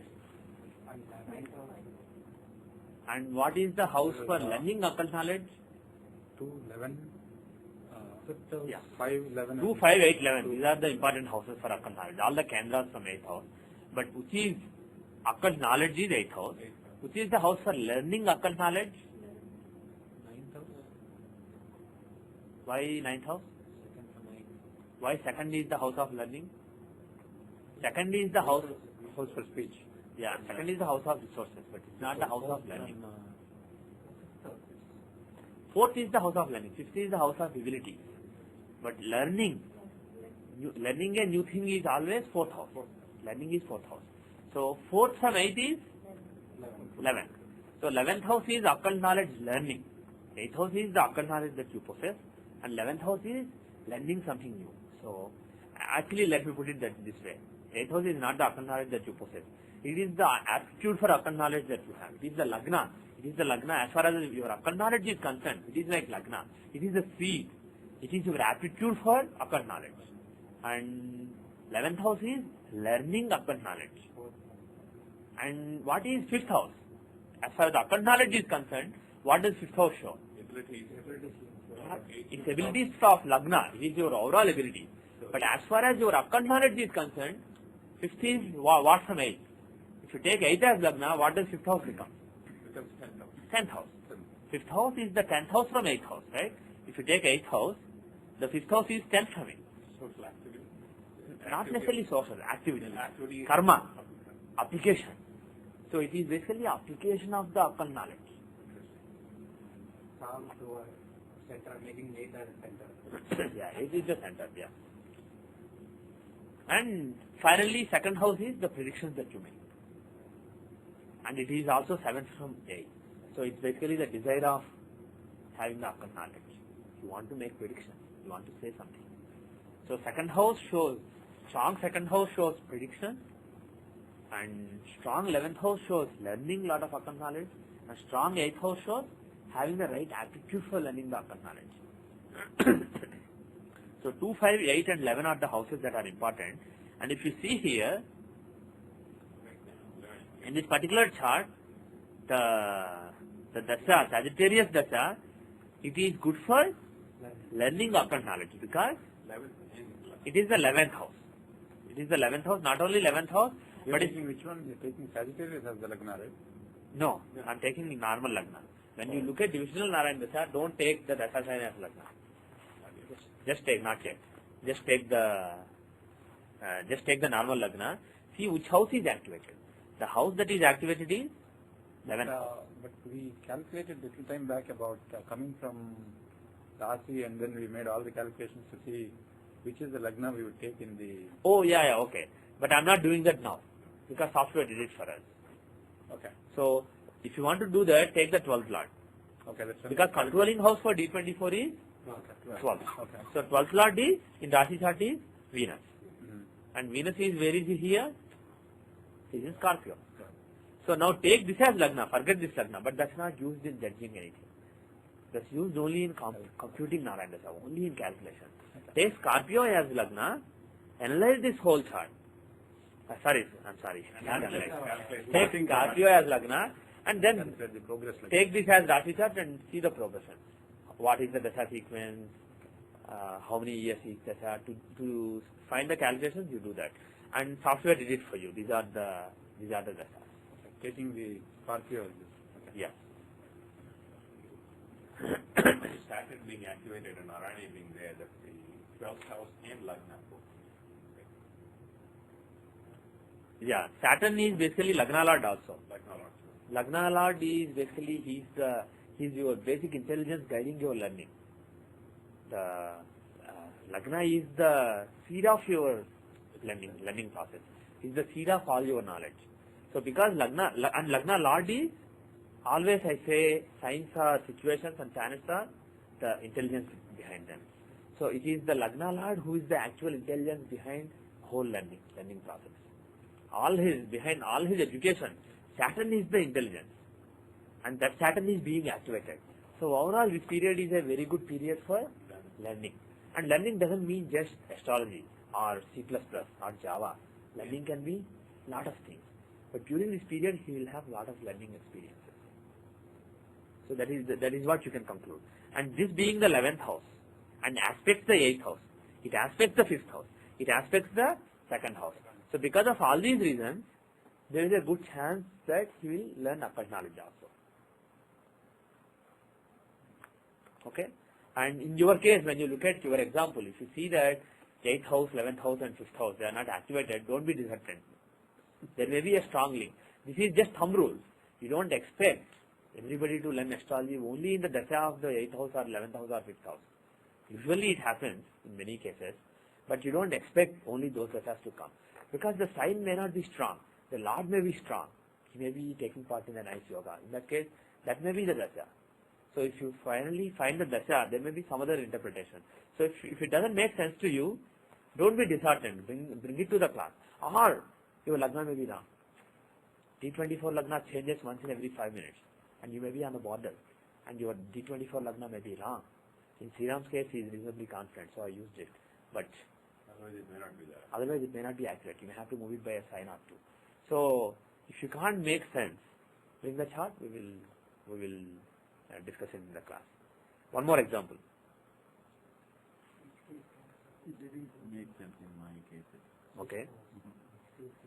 If I have it. Yeah.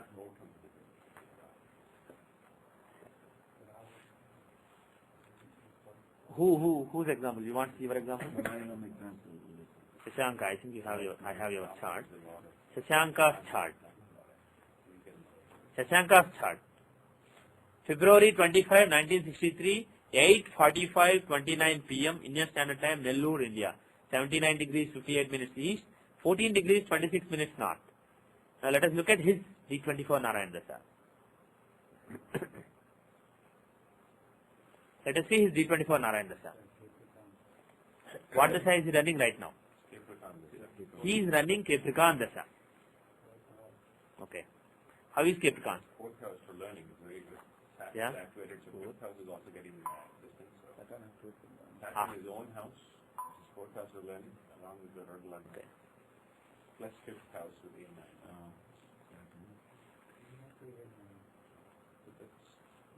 Did you rectify this chart? Yeah, we did that. We rectified this class in this chart in a previous class. Did we use D24 then? No, we didn't. Okay. Okay. D24 is correct. We don't know if D24 is right. And if you look at when will Lagna change sign in D24, it changes if the time is moved backwards by 4 minutes 59 seconds or the birth time is 8 seconds later. So, Okay. Looks like because my time. we rectified your Navamsa? I think we did somewhere. So my time shows as 37 seconds. 20:45, 37. Okay.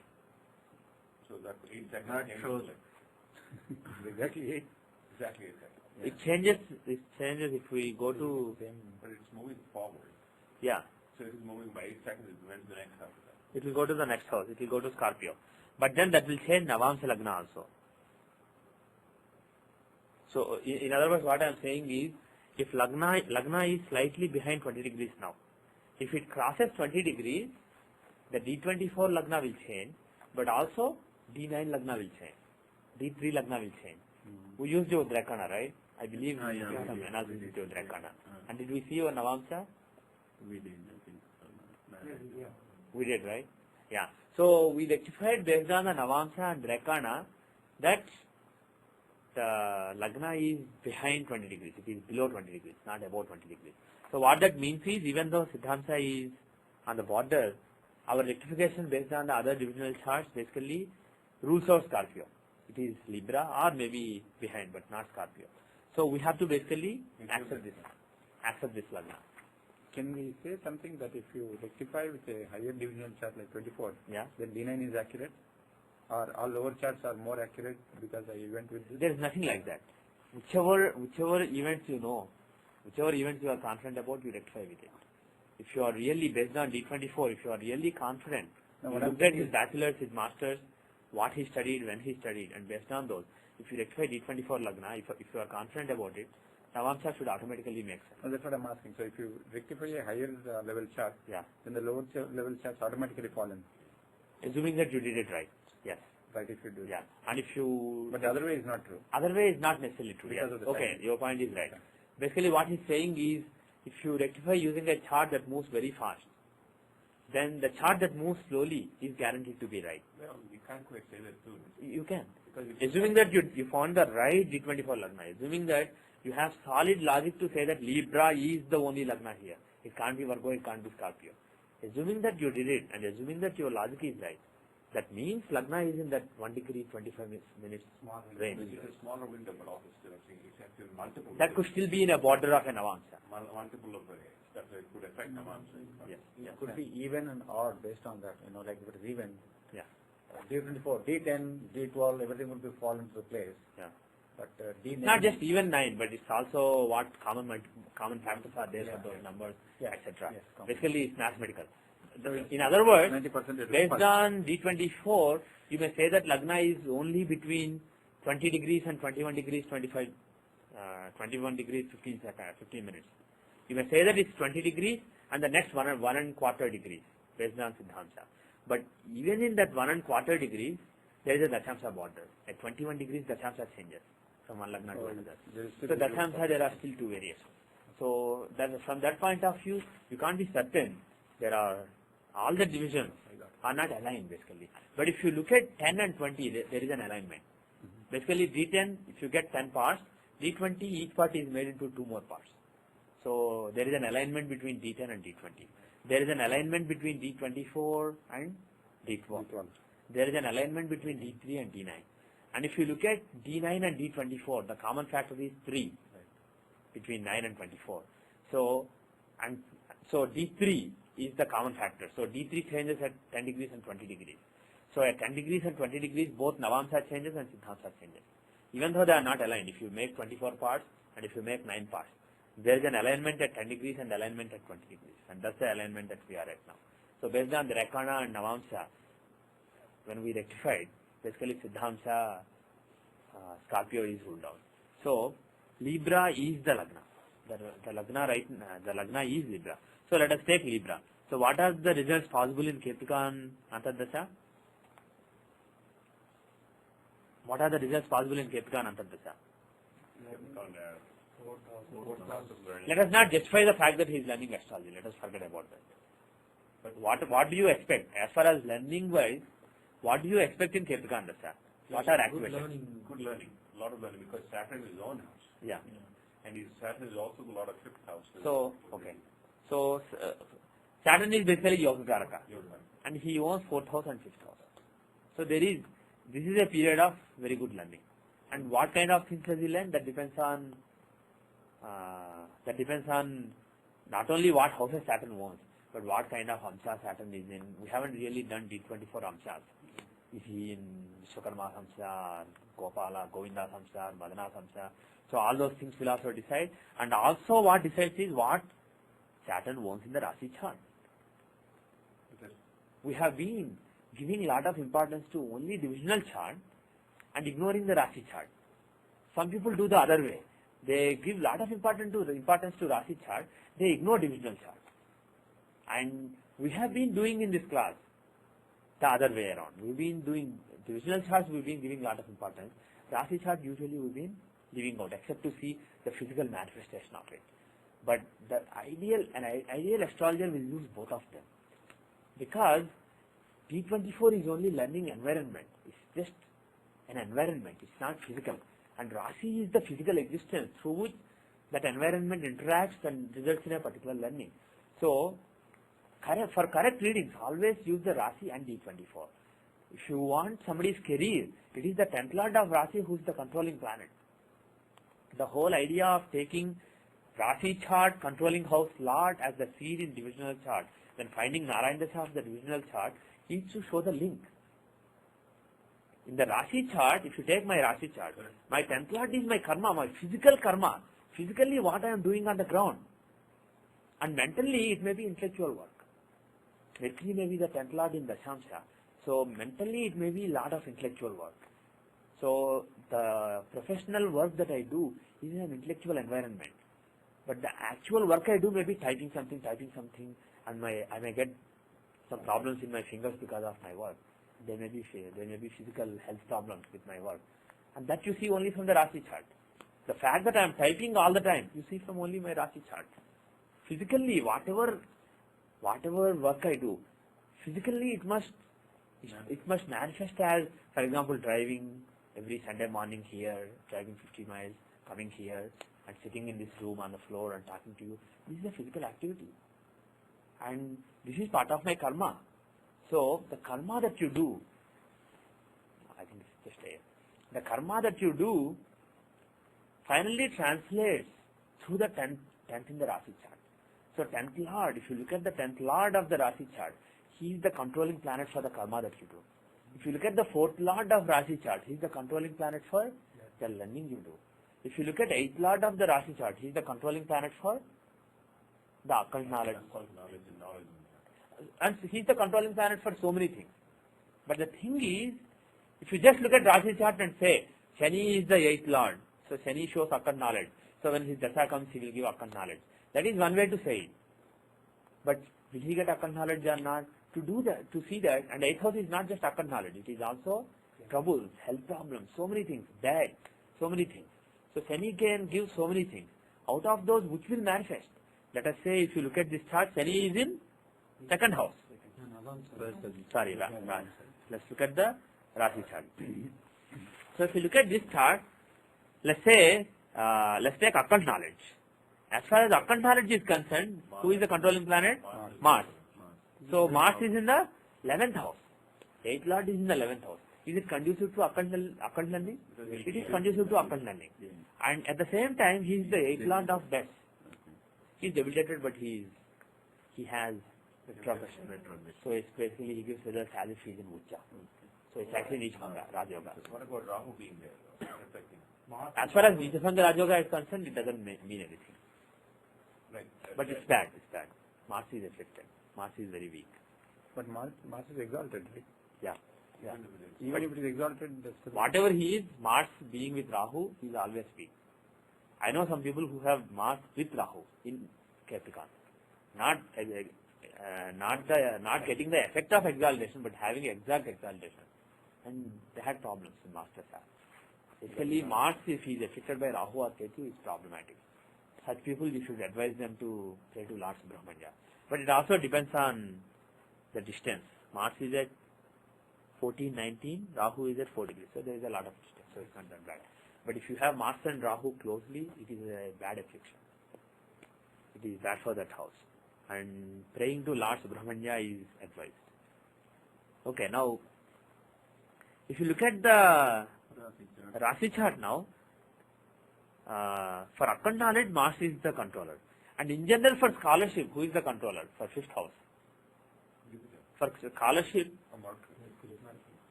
not Karka, sorry, controller.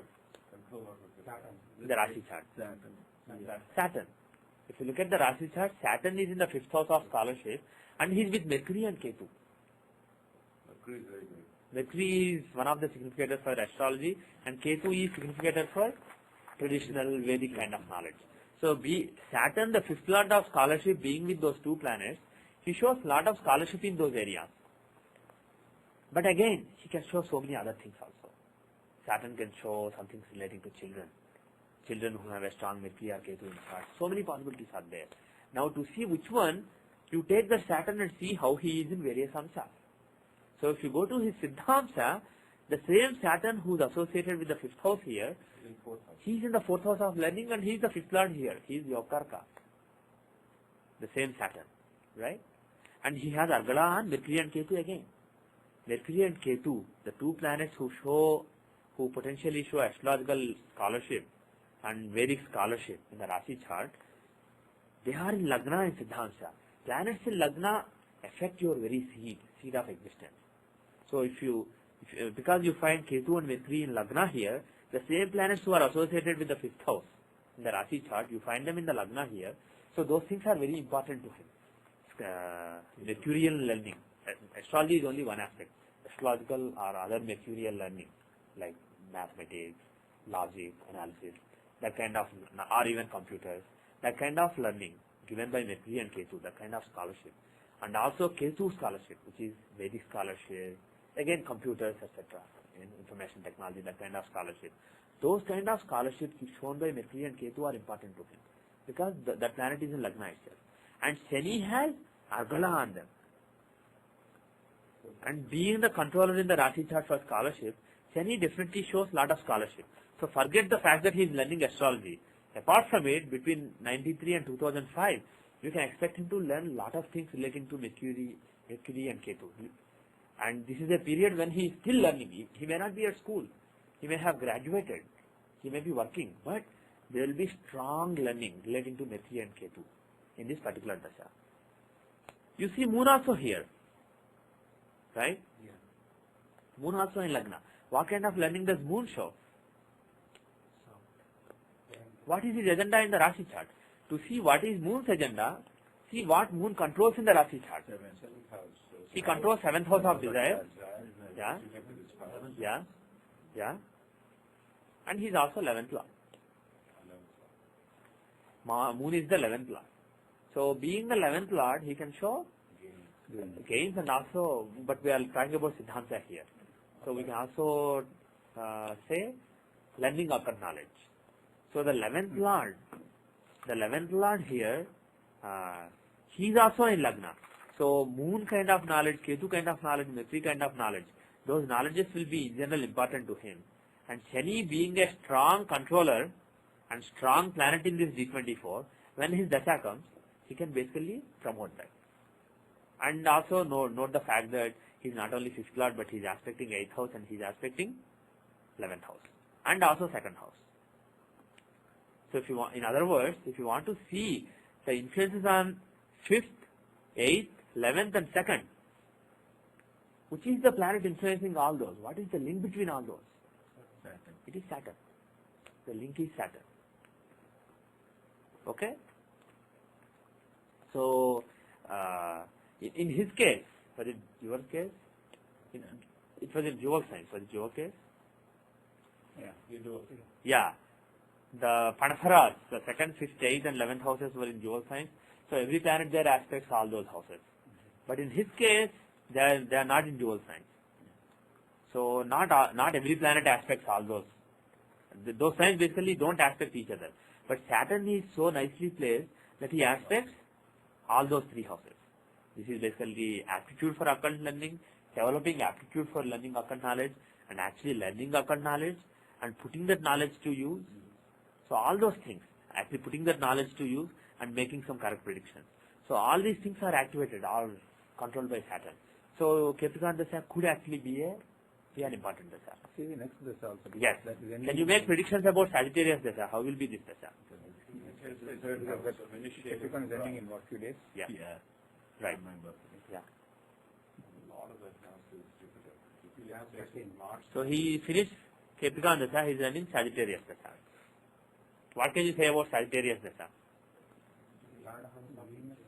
Third house of initiative, yes. Lord is affecting me. and also is very strongly placed with Jupiter. The Lord is very strongly placed, Yeah. right? Yeah.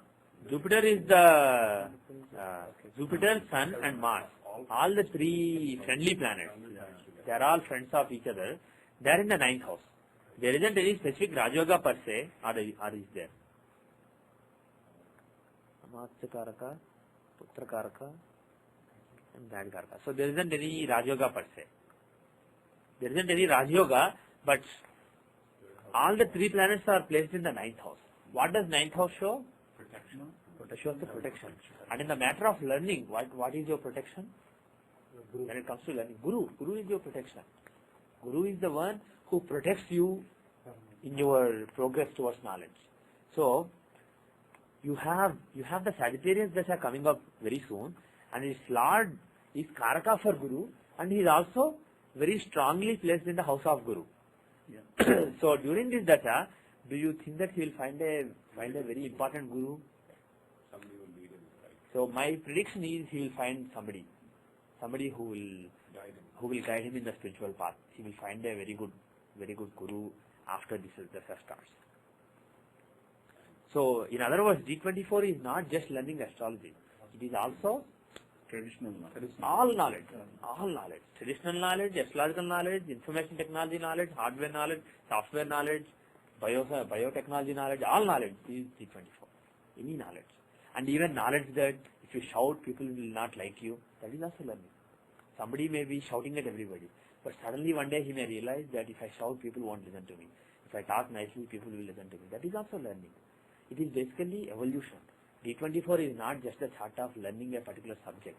This is the chart of evolution as a person. It's basically the chart of getting maturity. 24 is based on the seed of 12th house. And 12th house is giving up. This is a chart of giving up your identity. This is a chart of evolving as a person. This is the chart of getting humility also. It is basically in the plane of 12 to 24, 13 to 24. So it's the plane of consciousness. I want to ask you, when Sagittarius is activated, house is getting activated. Yeah. Right? Yeah. So the Lord of the house is also going to get the energy too. Yes, absolutely. It's only the Lord. It is through the Lord that the activation is working. So the activation is through the Lord. Through the Lord, yes. And any planets in that house are also getting activated. Yes, and they will try to push the agenda of their own. Their own. Whereas the Lord of that house, his agenda is what? Is the same as the Narayan Dasha. So that is most important. In this case, only Jupiter is receiving the energy. Yeah. But Jupiter is also associated with Mars and Sun. Yeah. So is he going to energize Mars and Sun? He's going to distribute the energy to them also. Yes. Yes. So that is the assumption to make. Yes. Even in Rasi chart, Now another thing, actually, one more thing. I just want to finish one more thought. Third house is also the house of initiative and communication. If you see somebody running the D24 Narayan Dasha of the third house, you can expect that person to write a lot. So after this Dasha starts, I not only expect him to find a very good guru, but I also expect him to write a lot of stuff. Write a book or write articles, write articles for magazines. So he'll start writing. That is my prediction. so no matter where that planet is, that Lord of that house, suppose even in 8th house, Yeah. example. Still, But it has to the do- planet's agenda is writing, communication, not necessarily writing, but communication. That communication can happen in many ways. But he has to fulfill his 8th house again, 8th house work also. Within the limits of 8th house, he will push the third house agenda. Oh, Within the resources of the 8th house, basically 8th house is occult and also hidden. So he will write, and such a person may write, but his writings may be coded, tough to decipher. It may be indirect writing, basically. You don't know exactly what he's saying because he's under 8th house influence. And 8th house shows hiding things, not being straightforward. So he will write, but he will write in such a way. That is a possibility. You understand? Okay. Anything else? Anybody wants to add any thought? I just want to add one thing. That Yeah. I initially learned astrology and homeopathy in Virgo Narayan Dasha. Okay. So Virgo here is A8. 12, but A8 is still. A8 and A2 also, yeah. A2 basically shows, second house shows prediction, and A2 shows, second house shows basically using the resources, and A2 shows actually manifestation of those resources. So if you see A2 in the Narayan Dasha sign, during that period he will be active. He can make a lot of predictions. Right or wrong, we don't know. Yeah. But he will be interested in applying the knowledge and make predictions. And A8 basically manifested occult knowledge. You not only your occult knowledge will increase, but during that time you will seen by people to be an occult knowledge person. That's true. But Libra is the most important Dasha. As far as learning is concerned, it is Lagna with all those planets. Yeah, you were in school, but that is a very important Dasha. That is the seed of all your learning, Libra Dasha. Because the Lagna itself. Yeah, Lagna itself. Now, there's a discussion we made that you had to have. Yeah. In every chart when you take, like the D20, D24, whichever, the Lagna itself also should signify in terms of what the intelligence is in that particular aspect of it. Can I assume that? Yes, That is it a does. very good input. Because each one we look at different things. Sometimes we look at fifth house for children. Yeah. It's the most important house, but the Lagna itself does signify. Lagna in every divisional chart is the seed of that divisional chart. That is the most important thing. That is you from the point of view of matter signified by that chart. Lagna in D7 is you from the point of view of children and relations with children. Lagna in D24 is you from the point of view of learning. It is always you. The Lagna is you. And the Lagna law shows how you use your intelligence in that particular divisional chart. And Arudha Lagna in that particular divisional chart, it shows what image you have. For example, as far as learning is concerned, knowledge, learning, school, this kind of places are concerned, the image he has is, Very good. Exactly. don't say good or bad, image is that of Kirtigan, Saturn. So somebody who works hard, somebody who is diligent, people may not think he is brilliant because Saturn usually doesn't show. Mercury, Jupiter will make people think he is brilliant. But when it comes to school, when it comes to college, or when it comes to a place like this, where people who know you through your learning, they will normally think, but Shani is strong, he is in own house. So somebody who's very diligent, who's very hardworking, who's very sincere, who's very committed, he just keeps doing his thing. That is the image usually people will have of him. But career image may be different. People who know him not through his studies, but through his career, what will they think? Oh, they think Aruh Lagna in Pisces with Mercury in it. So they will think he is a very intelligent person. Very intelligent, but Mercury is debilitated also. So they will think debilitated means, what is the image in the Samsara? Debilitated means hardworking image. And exalted means he is easygoing, relaxed, cool image. So they don't think he is cool, relaxed. Some people may have that image, he is cool, relaxed, doesn't work hard. But because Mercury is debilitated, the image will be somebody who is very intelligent, but still works hard. So like that there will be different images of the person. And people who know him through various activities in life, they will have their own images. And wife has this is the image that wife would have. Or people who know him through dharma. I wanted to see if there is anything bad, but I don't. I wanted to end the class on that negative note, but I didn't find anything. Okay. If you don't have any planets there, you take the Lord and do that? You take the Lord and you also take what house it is and what kind of sign it is. Because if same Aruh Lagna being in Capricorn and Aries is different. Even if it's the same planet who is there, Capricorn is basically a tamasic sign. It is a sign of destruction. It is a sign of Kali-yuga. On the other hand, Aries is the strong of dynamism, creation, etc. So, depending on the sign, if somebody has Aruh Lagna in Leo, let us say, and there are no planets there, the image will be that of a king. Leo is the royal sign. So, the person's image will be somebody who is very authoritative. People will think that he behaves like a king. He behaves as if everybody is his servant. He is some kind of master of everybody. So that will be the image. That may be justified or not. Actually, it is justified. But remember one thing. When I say Aruh Lagna shows image, don't think that it is something that's being created by people in their minds. No, it is something that you are projecting. Your Aruh Lagna is something that you are projecting in the minds of people. So Aruh Lagna is not just Maya.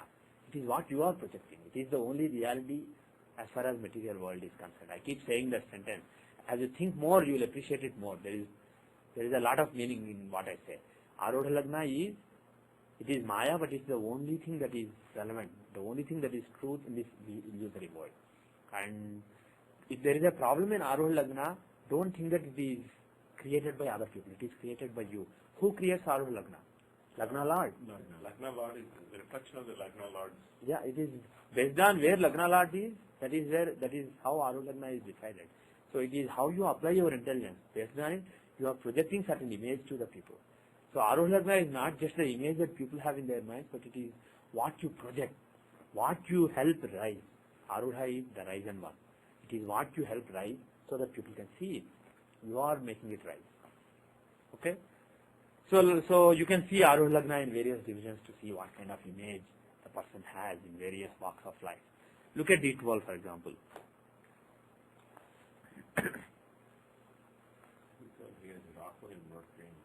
D12 is basically the chart of parents and parental relations. So the Aruh Lagna here is in Leo with Mercury and Rahu.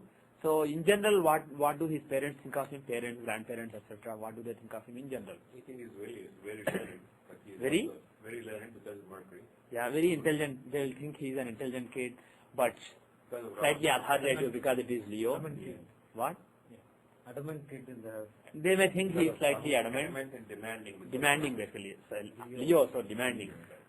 And Mercury there with Rahu. With Rahu. Rahu being there means he's also devious. They may think so. They may think he is. There is nobody to confirm that.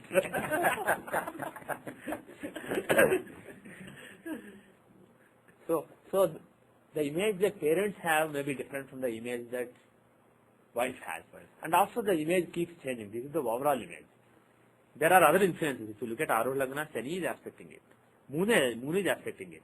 Jupiter is aspecting it. So various of these images, various of these influences keep getting activated in various dashas.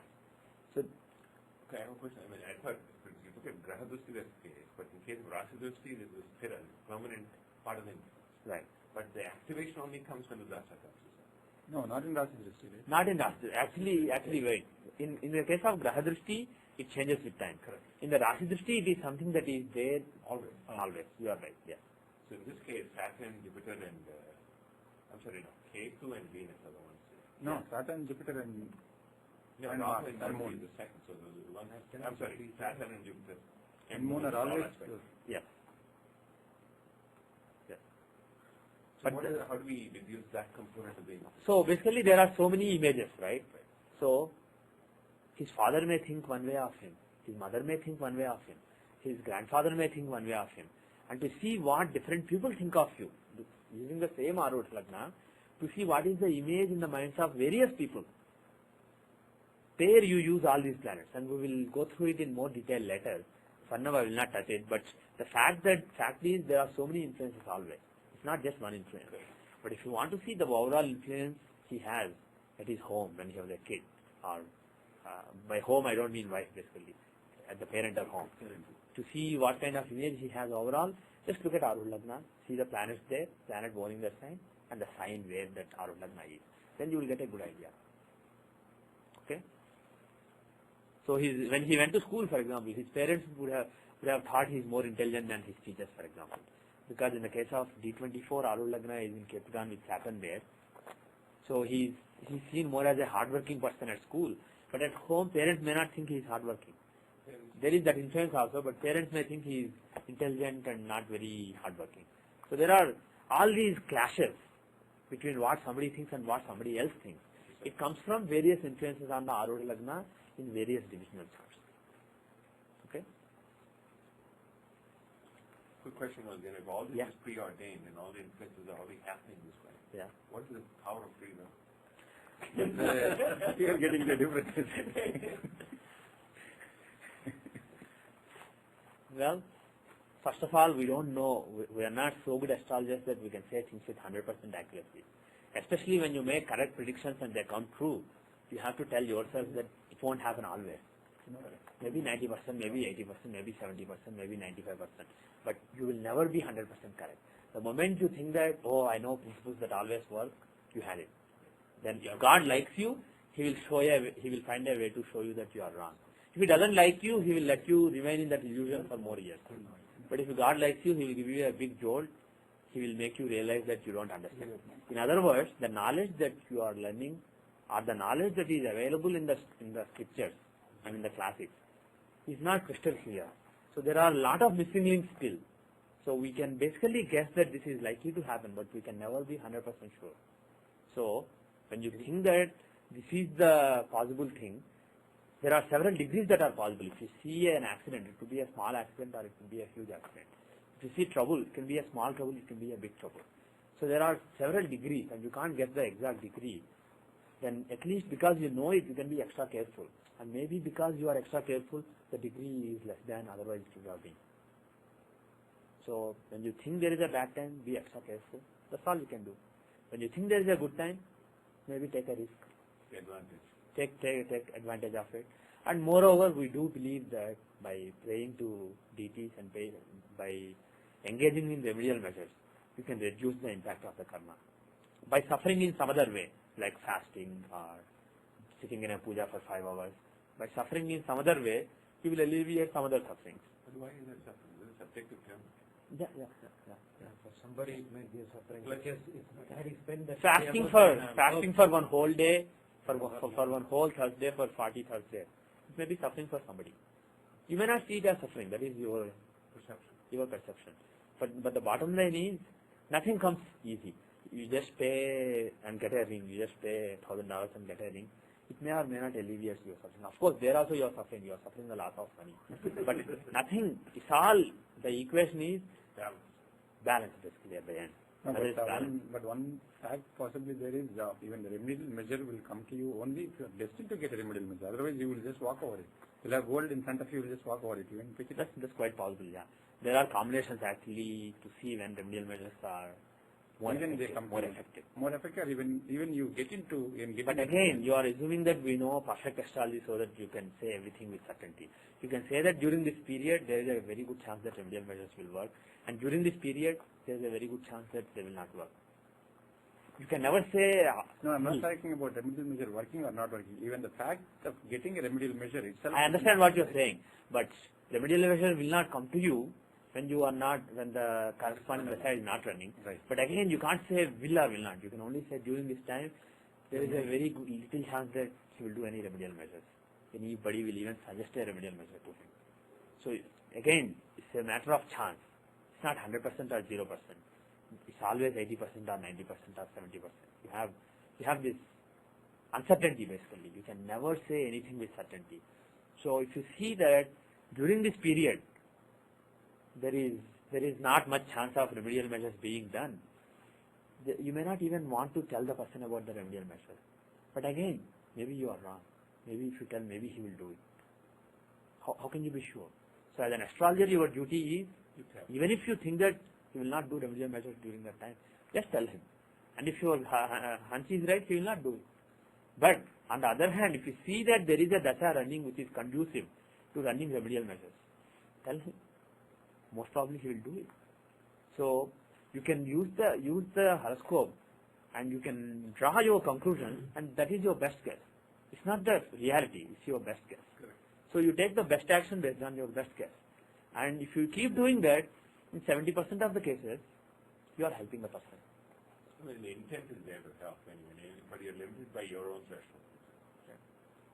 So the bottom line is, because nothing is certain, and we have a chance of either modifying it completely or modifying the degree of the event by engaging in remedial measures, it is helpful to understand the possibilities basically, so that you can either be, in the worst case, if you know that there is going to be suffering for the next 6 years and there is nothing that can be done, and this is such a dasha that remedial measures will not work, this is a big karmic debt, you have to go through it. If that's what you see in a chart, at least you can tell the person honestly, see man, I don't expect any relief for 6 years. Do this particular puja, there will be some relief, but you will not get full relief. It will be 6 years. You can honestly tell the person, and you can at least be prepared. I'm not coming from that angle. I agree. You are not coming, but that angle also applies to some people. Some people, they don't care if it is 1 year or 6 months, but they want to know when it will be over. Then they will keep thinking, if I tell them after 1.5 years it will happen, they will keep thinking of May 2006, May 2006, May 2006. Instead, if I tell them, oh, 2 months, and then after 2 months it doesn't happen, another 2 months, they'll get totally frustrated. So depending on the nature of the person, depending on your relationship with the person, In tuning. even when there is nothing that can be done, that information itself can be helpful. Mentally setting the expectations. Setting the expectations. And also the person may want to start a new business, and he may be going after several contacts, raising money, and if the time is not right, you may as well tell him to wait for 2 years. And maybe if he waits for 2 years, those 2 years will be like hell for him. But maybe after that, when he does it at the right time, the degree of success may be higher. If he wasted all those contacts during these 2 bad years, when the right time comes, they may not give him money. You see what I'm saying? So sometimes what you don't do is also valuable. And you can decide not to do a particular thing because the time is not right. So astrology can be helpful, but the bottom line is, if everything is perfectly decided, then it's not useful. But what I'm contending is, it's not perfectly decided, at least as we understand it.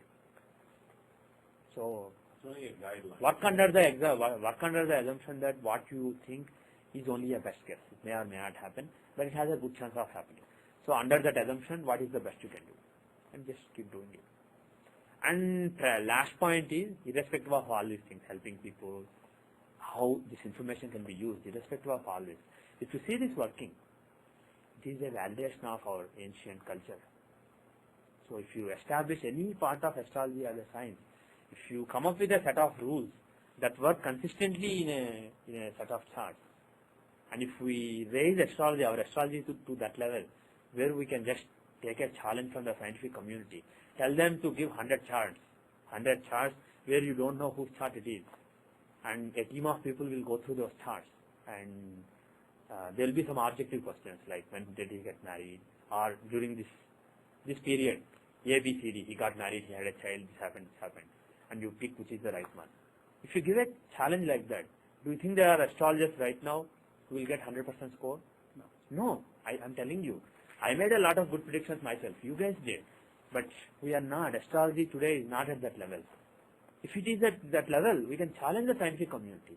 And if we basically, the purpose of that would be, if you establish astrology as a potential science, there will be a lot of money coming into astrology. There will be a lot of funding. If astrology is, astrology research needs money. So if astrology research gets funding from either individuals or from governments, that will facilitate a lot of research. We can go back to a lot of classics, do thorough research, and bring out all this knowledge. Maharshis taught this knowledge because there is a use. But because of Kali Yuga, the knowledge got corrupted. So if you establish part of it as a science, it can open a lot of new doors. So if not anything else, if you don't help any people, if you can't make use of this particular information, at least you can use it that way, in a practical way, to deal with the scientific community. And my gut feeling is it will happen in the next 10-15 years. As far as astrology being accepted by the mainstream is concerned, the advantage of that is if astrology is accepted by mainstream science, and if people start researching into astrology, things will be laid out clearly. Right now, somebody will say 7th year Karkas, somebody will say 8th year Karkas, somebody will say Disayanamsa, somebody will say Datayanamsa. Everybody is pulling astrology in different directions. And if you want to standardize it, there has to be a concerted effort. For there to be a concerted effort, there has to be resources and funding. And that cannot come until people working independently, using their own time and their own money, bring astrology to a certain level. Okay? And there are people who come and ask you, I'm going for an interview tomorrow. Is it a good time for me to change or not? And there are important decisions. When you are at a good job, there is another offer, you want to change or not. It's a very important decision. Your whole life could change based on that decision. And if you look at that person's chart and if you say, oh man, next 1 year is very dangerous for you, don't move, just stay where you are, it is better for you. Maybe he will stay, and after 1 year, when the right time comes, he will go into another job and things will happen well. Or if he makes the wrong decision, the next 1 year may be much worse than it would otherwise have been. If he stayed at the same company, it may be bad. But if he changed, that next 1 year may be really chaotic for that person. So you know based on a chart that things are bad, but how bad you don't know for sure. So just by telling that person this is a bad time, don't change now, you may be alleviating his trouble to a large extent. It may still be bad, but it could be saved from being much worse. So even with imperfect knowledge, you can help people. You can help people who are directionless in making important decisions in life. You can help people. Okay? You asked a loaded question. Good answer. Okay, so with that, I'll end for today. Next week, same time, same place. Om Shanti Shanti Shanti.